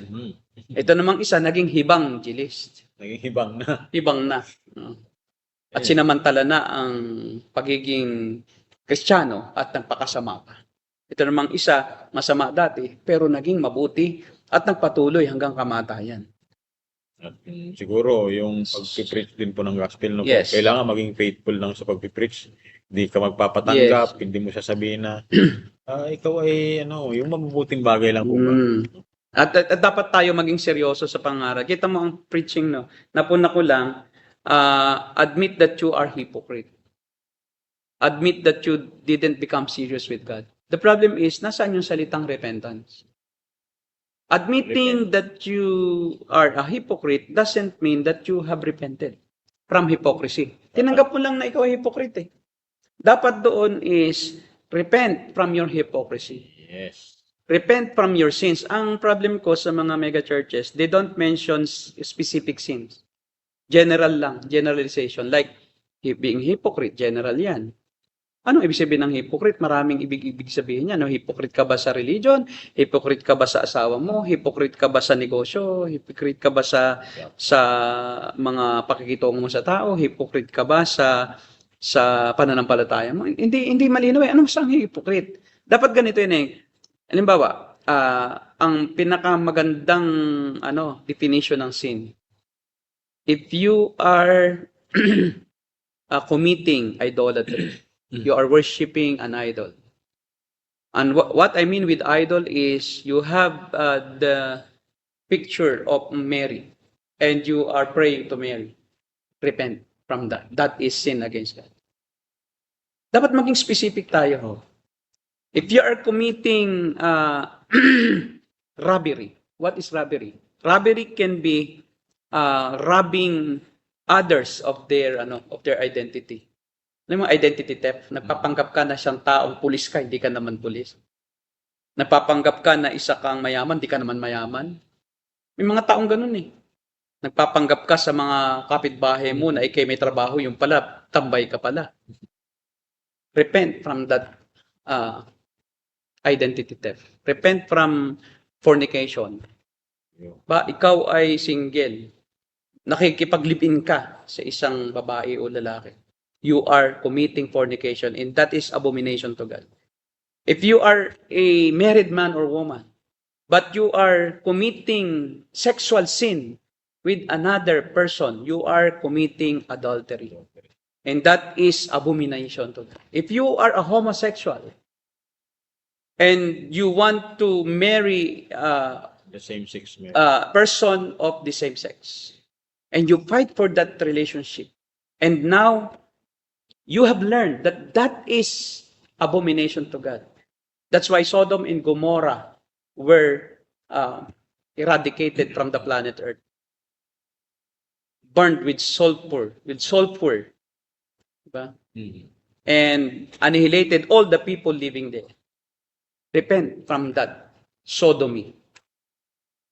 And that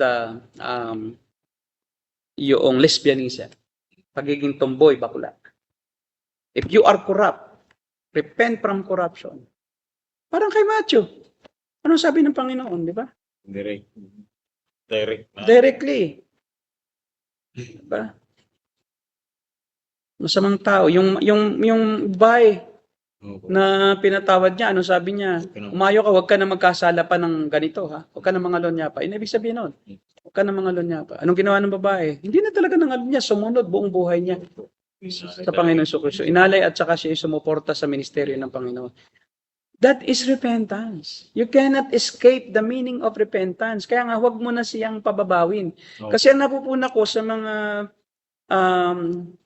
mga churches na user-friendly. Seekers-friendly church. Ayaw nilang sabihin yung mga specific na kasalanan para huwag ma-offend. Ang problema, sabi nga ni MacArthur, people are offending God all their lives. And yet, you don't want them to be offended by God at least once so that they may repent from their sins. Yung ang mismo kasalanan na i-offend sila eh. Yung nga mismo ang gagamitin ng banal na Espiritu to convict them eh. How can the Holy Spirit convict them if you don't teach the whole counsel of God? The Holy Spirit can only convict if sin is brought up into open. Di ba? Gaya ng ginagawa ni Ray Comfort. I-brought up mo, ano ba ang kasalanan? Ikaw ba nakapagsinungaling sa buong buhay mo? Sabi, hindi pa po. Ayan ang una mong kasinungalingan. Di ba Kapatid mo. Hindi yung iniiwas-iwasan mo. One time, I was preaching in a remote village. And I cannot forget the statement of the person na nasharean ko ng ebanghelyo. Marami sila, siguro mga 12 to 14 to 15 people. Specific talaga ang pagbanggit ko sa kasalanan. Sabi ko, kung ikaw ay may asawa na at nag-asawa ka pa uli, at hindi pa naman kayo talaga, hindi pa patay ang iyong asawa, kasal kayo, at nakipag-asawa ka uli, ba, magsisi ka sa iyong kasalanan. Nagpapatanggap pa ako noon eh. Nagulat ako. Sabi nung lalaki tumayo, Pastor, hindi po ako pwedeng tumanggap. Bakit po, Brad? Ako po yung sabi ninyo eh.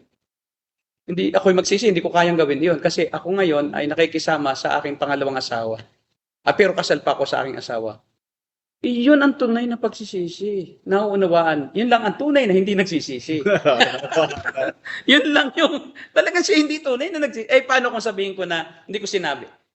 Pwedeng tumanggap yun. Pagkatapos ano sabihin ko pagkatanggap, you are now a child of God, you are now saved. And you will not lose your salvation forever and ever. Kahit na nakikisama sa hindi asawa. No? Yes.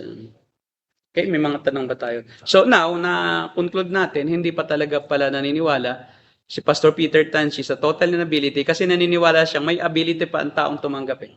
Bagaman po... Sa practice niya. So, hindi siya naniniwala sa Calvinism sa unang point.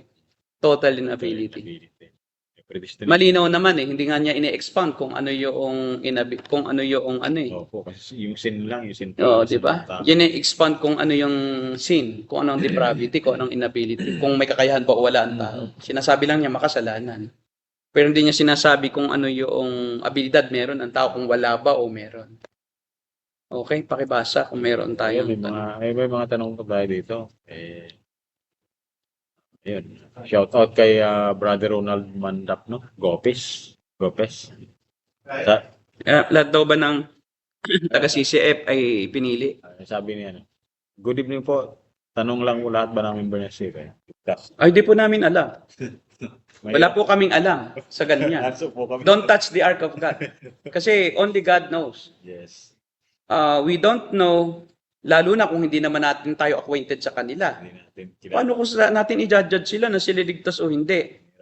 Mahirap po yun. Dito pa yung mag-judge sa o ligtas ka o hindi ka ligtas. Pero kung halimbawa, acquainted tayo sa isang tao, kaya natin na magkakasama sa isang church, sapul at sapul, alam natin yung ating pananampalataya, na-observe natin yung change, pag nagkasala naman, nagsisisi, we can conclude therefore na, ligtas yun. Opo. Pero sa CCF, di kami makakapag, dyan. Di ba? Kasi hindi naman kami CCF. Hindi nga namin kilala personally ang mga tao dyan. Mayroon akong isang kamag-anak, anak ng kapatid ng lola ko, pamangkin niya ako sa pinsan na CCF. Pero hindi nga din nakita sa buhay. Pero ayoko pa rin sabihin hindi siya ligtas. Kasi hindi ko naman siya nasubaybayan eh. All throughout this, kasi nag-Amerika na sila, may church din doon. I don't want to judge. Hindi po tayo makakapag-judge kung ligtas o hindi. Judgment din kasi yung pagsasabing ligtas eh. Akala nila ang judgment lang ay yung pagsasabing hindi ka ligtas. Hindi. Ang judgment din yung pagsasabing ligtas. Kasi paano mo nalamang ligtas talaga yun? Lalo na yung first time pa lang na tumanggap, tumaas lang ang kamay. Okay. Tapos di mo alam kung saan galing na bansa. Di ba? Kung saan galing na planeta yan. Tapos sabihin mo, ligtas ka na.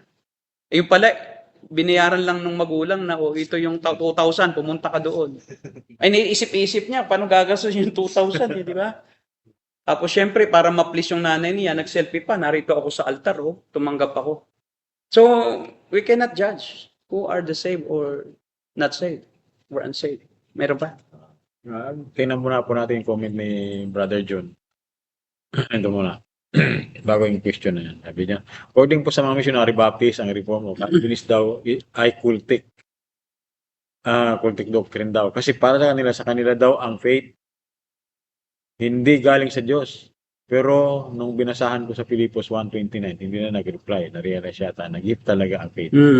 Yan, sa Filipos 1:29, nandoon nga na ang gift ay kaloob ng Diyos. Ganon din sa Ephesians 2:8 and 9. Diba, dahil by the grace of God, you have been saved through faith. Yes. Tapos may semicolon, no? Sa original Greek, kaya sinlagyan ng semicolon ay binibigyan din noong sunod na clause na ito'y hindi sa inyong sarili. Ang binibigyan din yung faith. Yung hindi sa inyong sarili doon ay yung faith. Kasi redundant na pag sinabi pang yung salvation ay hindi sa inyo talagang sa Diyos common sense. By grace nga By grace you have been saved. Through faith. And this is not, ano yung this doon? Yung faith. Faith. This is not of yourself. It is a gift from God. Faith itself is a gift from God. Po, yun. Ganda natin, gift pa rin ng Diyos talaga yung faith. Yun yung instrumental cause. Ibinigay din ng Diyos. Yung meritorious cause sa Diyos. Pati instrument sa Diyos. Paano ka nag-comeback sa salvation? Even your faith is a gift of God. Kasi hindi mo kaya. That no one should boast. Yung iba kasi nagmamayabang, ang lakas ng faith ko. Di boasting din yun. Alam mo, nung ako'y sumampalataya, boasting din yun. Kaya nga you cannot say that, I am saved because of my own faith.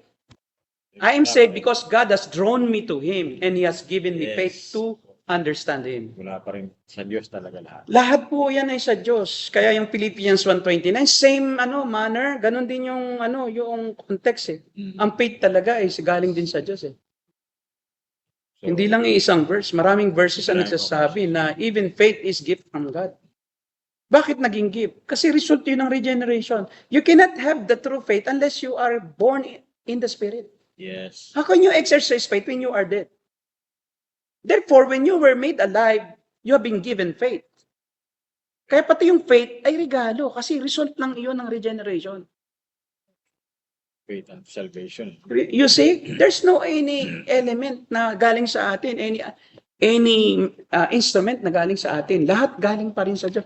Even yung preaching ng word, pinadalhan lang ng Diyos kayo. Ikaw ba magkakaroon ng pananampalataya kung hindi ka pinahintulutang makarinig ng Diyos?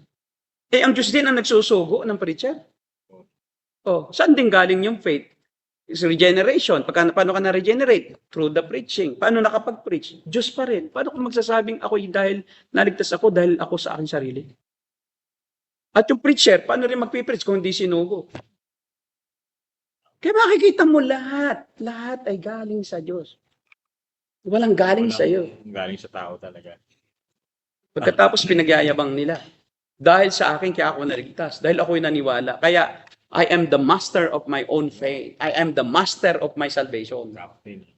Hindi lang master, hindi lang captain, master na sila. Captain kasi, nagpapaano pa Inuutusan pa lang ng master Sila na ang master. Di na ang Diyos. Sabi nga nung ilang mga theologian, ang tanging ambag lang natin yung kasalanan natin. Yes, sabi ni Paul Washer. The only contribution that we have contributed to our salvation is the sin that made it necessary. Because if we don't have sin, there's no salvation. So the only contribution that we have is the sin, is our sin that made grace and salvation necessary. Imagine that. Archie is proud. Sabi ni Brother Ronald, manda po, guys. Question lang po, paano po natin matutugunan ang Great Commission, Matthew 28:18-20? Abay, ito tanong ko, ano ba ang mas masarap mangaral? Yung hindi ka tiyak na may hinirang o yung tiyak kang may hinirang? Saan masarap magtrabaho? Yung alam mong uupahan ka o yung hindi? Yung hindi. Mahirap magtrabaho pag hindi mo alam kung uupahan ka o hindi. Pero kung alam mong uupahan ka talaga, abay, sarap magtrabaho, hindi ka na alanganin, di ba? Di ba, minsan bumili ako ng isda. Tapos sa palengke, nung pumunta kami. Tapos namili kami. Napapansin ko yung nag-aano ng isda, tinatamad Yung pala akala niya, hindi ko siya babayaran dahil nagbayad na ako sa iba, baka naghihiya siyang maningil. Kasi nalimutan ko. Kaya nung kukunin ko ng isda, ay hindi pa po kayo bayad. Kaya pala patingin-tingin sa akin. Kasi hirap kayang magtrabaho. Pag di mo alam kung may maliligtas o wala.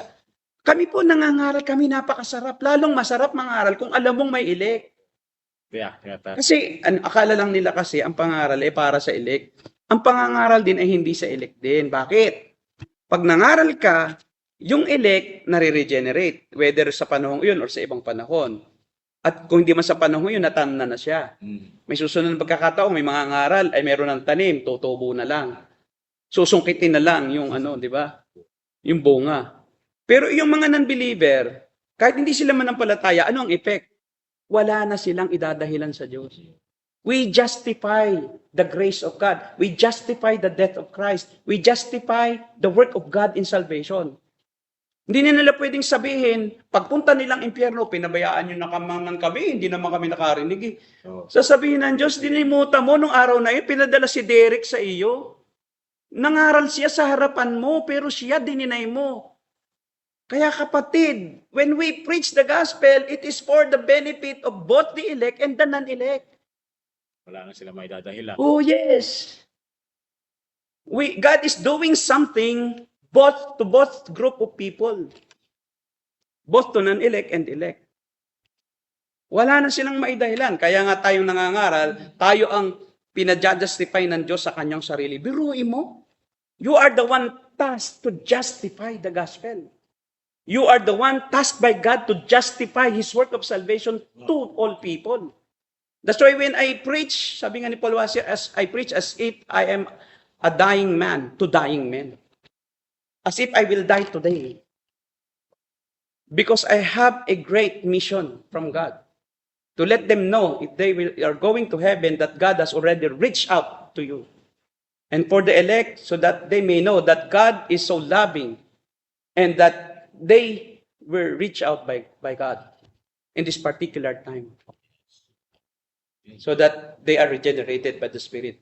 Kaya, I hope naunawaan po yan ni sino nagtanong na yun. sino nga po yan? Kasi akala nila misunderstood na naman. Brother Ron, Alam ba ninyo na ang pinakamagagaling na mga evangelist ay mga reform? Sino ang tinatawag na Prince of Preacher? Sa lahat ng panahon. Charles Spurgeon, reform yun. Bakit siya ang Prince of Preacher? Kasi pareho ang kanyang intensity ng pangangaral. Kahit kanino, hindi nagpapatanggap. Kahit na kung sino mang tao yan, ang kanya kasing burden is to be faithful to God, not to men. We are called not to be fruitful. Yun ang mali. Akala nila tinawag tayong magparami. Eh, paano kung na-preachan mo, wala doong elect? Paano ka dadami? We are to be faithful. be faithful, only faithful. Yun lang ang unang, yun lang ang katangian. We are to be faithful, not to be fruitful. Yung fruitfulness, plus na lang yan, Yes, po. kung mayroong elect doon. Ang Diyos pa rin talaga. Salamat. Akay sa mga tao. At kung alam mo na may mga talagang hindi naman nagbabago, mas mabuti pang mawala sila sa church kaysa ma-maintain mo yun na goat sila.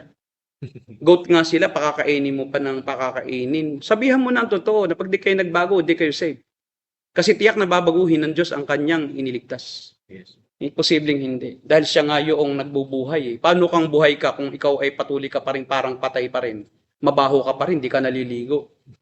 Di ba? Nilinis ka na nga, ba't ang baho mo pa? Amoy impyerno. Amoy impyerno. Sabi na ni Pablo, yung isa pa ngayon. Di ba? Pasa na papahamak tayo masangsang na amoy. Eh, nakakapag na rin naman yung iba, kahit nababahuan, kunyari nababanguhan. Para lang kasi mayroong mga selfish interest. May nililigawan kasi doon. Kaya kahit nasakit na siya doon sa preaching, pag ako nakalabas dito, napaibig ko lang ito, si sister. Itatanang ko ito at babay na sa born again. Iglesia ko ito. Sa iglesia, okay lang, magsigarilyo muna ako bago sumimba. Dito, hindi talaga pwede. Di ba? So, hindi nawawala ng kabuluhan po, Pastor. Hindi po. Great Commission. Hindi po. Sa Lalo pa nga nagkakaroon ng kabuluhan pag reform ka. Kasi pag hindi ka reform at walang tumanggap, naku, siguro walang kwenta yung aking pangangaral. Siguro hindi ako talaga mabisang preacher. Siguro dapat akong wag nang maging mangangaral. Lagi na lang wala na tumutugon. Kasi akala mo ikaw eh. Ang tangi mo lang gawain, be faithful to your calling. Preach the word out of season and in season. And God will do the rest. Ang Diyos ang nagpapatubo at nagpapalago, ikaw nagtatanim ka lang, hindi ka nga man lamang walang contribution ka sa paglago eh. Pati sa pagtubo, ang Diyos pa rin yun. Hindi ka naman ang may responsibilidad patubuin yun.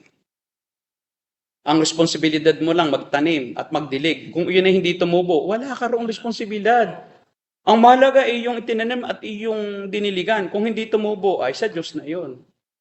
Wala talaga kang aanihin kahit anong gawin mo. Hindi ka naman ang nagpapatubo. May power ka ba patubuin yung binhi na patay? Yun din yung isang ilustrasyon ng regeneration. Yung mismong pagtatanim. Kasi yun, patay na yun eh. Yung binhi na yun eh. Patay yun. Tanging ang Diyos ang may kapangyarihan. Ba't nabubuhay yun, di ba? Imagine, patay na yun. Tapos pag itinanim mo, napatanim sa lupa at nadilig, nabubuhay oh. Pero kung gusto ng Diyos. Kasi kahit tanim mo yun, kung ayaw ng Diyos patubuhin, wala din. Wala talaga. Di ba? Mananatiling patay yun. Kaya nga, the same principle with the spiritual salvation. Talagang wala. Sabi po ni John Marcos naman. Correct talaga yan, Pastor. May elect talaga, kaya preach lang tayo, bahala na po si God, sino po yung elect. Matutugon. Amen. Amen. Alam mo po, nung ako po ay dating hindi reform, ang sama ng loob ko pag hindi tumutugon. Ako rin po. Tapos anong ginagawa ko? Sinisisi ko ang sarili ko at ginagawa ko ang lahat ng kaya ko. Suklo lang puntahan ko at pautangin ko. Para lang suyuin at baka ako ay nag-fail sa panunuyo, baka may nabanggit akong kasalanan. Brad, pasensya ka na. Ako pa ay nang humihingi ng tawad on behalf sa Diyos na, Brad, pasensya ka na, nabanggit ko kanina kasi yung pangalan niya eh. O, paano yun? Eh, kaya nga mo nga, ikaw ay tagapangaral, hindi ka dapat mag-apologize. Ang sinabi ng Diyos, wag mong pababawin. Eh, ang Diyos naman ang nagsabing, ang pangangalon niya, kasalanan. Tapos ngayon, dahil gusto mong makakonvert eh, sa iyo, hindi sa Diyos. Gusto mong maging membro kasi, minsan kasi naman, ang gusto ng mga pastor, may membro lang para may tithes and offerings eh. Selfish lang naman ang dahilan. Magtapat kayo. Kasi iyan noon, struggle ko rin pag walang nako-convert. Sabi ko, paano na kaya mabubuhay itong church na ito? Walang magbibigay. Diba? O kaya pag-pray nyo, payamanin kayo. Para preach lang kayo ng preach. Bahala na kung sinong tumanggap. May case po yan, Pastor, na yung tither talaga siya ng church at siya yung pinakamalaki mag-tithes doon. Halos kalahati po ng tithes ng church ay Sa kanya. Hirap matouch yun. Nagkasala. Sabi nung leader, ay huwag mo, Pastor, anuhin. Sayang, yun ay tither na. Kita mo na. Nangyayari, nasishape tayo ng makasalanan. Sa halip na mapabanal yung makasalanan, tayo ang napapaging masama. Pinapasama pa tayo dahil sa ating pag-aangat sa pansarili. At yung iba naman, kaya sumisimba dahil sa puro pangako naman ng pagyaman din. Binubulan naman ng pastor, na pag kayo nag-tithes, naging faithful kayo, God will open the windows of heaven. Eh, paano kung barya ang ibuhos? Pag-pray nyo lang, huwag barya ang ipadala. Oo, masakit sa ulo. Cash, di ba? Dapat. Bukol. Oo. Biro mo. 1,000 miles per hour. Pag heaven yun. Ito may Basag ang bungo talaga. Ang sabi. Siguro, Ariel. Ano bro, ano nga. Totoo ba na ibinibigay ang kaligtasan para sa lahat, hindi lang sa elect? Dahil gusto daw ng Diyos na maligtas ang lahat. Yan. Meron kasing verse na, in God wants all men to be saved. Pero, ang sabi naman sa ibang teksto ay pinili na ng Diyos ang kanya noong pamanguna. Eh bakit naman sinabing gusto niyang maligtas lahat? Ganito po kasi yon. May tinatawag tayong 4 na uri ng kalooban ng Diyos. Ang una po yung decretive will. Ito yung unknown, mysterious will. You cannot discover it unless you are already in heaven. When you ask God, why? So, decree ito. Magaganap ito kahit anong gawin mo. Nakatakda itong maganap. Pero mystery, hindi mo alam kung kailan at paano at kung ano yung magaganap. Ikalawa, yung tinatawag permissive will.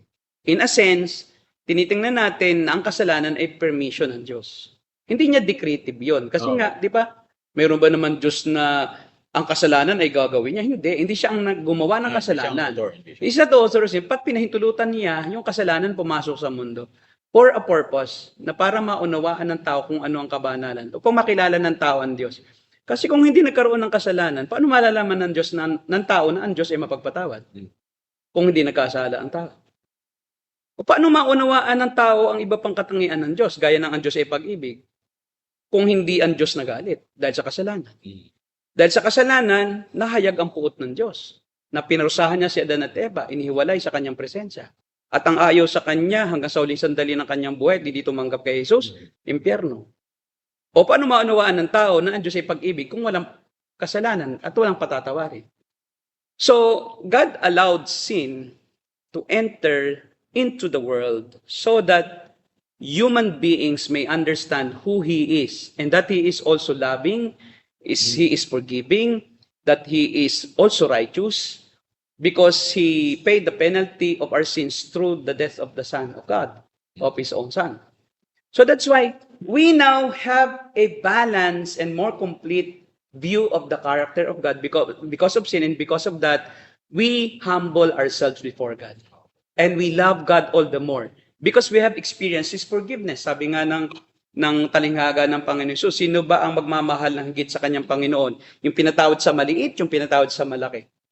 Hindi pinatawad sa malaki. Yeah. The more we have sinned against God in the past, the more we will serve God now when we become Christians. Tandaan nyo yan. So that is permissive will. Yung sin is permission of God. But that is not created by God. Now, there is what we call yung revealed will of God.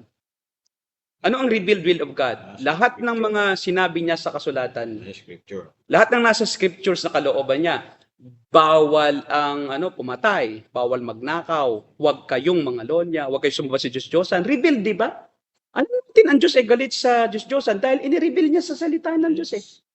Maliwanag, no? Alam natin kung ano ang kanyang kalooban na ibigin siya ng higit sa lahat, ng buong puso, buong kaluluwa, buong pag-iisip at buong lakas.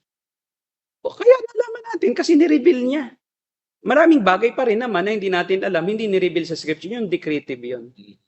And then what we call, ito yung sabi na doon na in God wants all men to be saved. Anong tawag dyan? Dispositive will.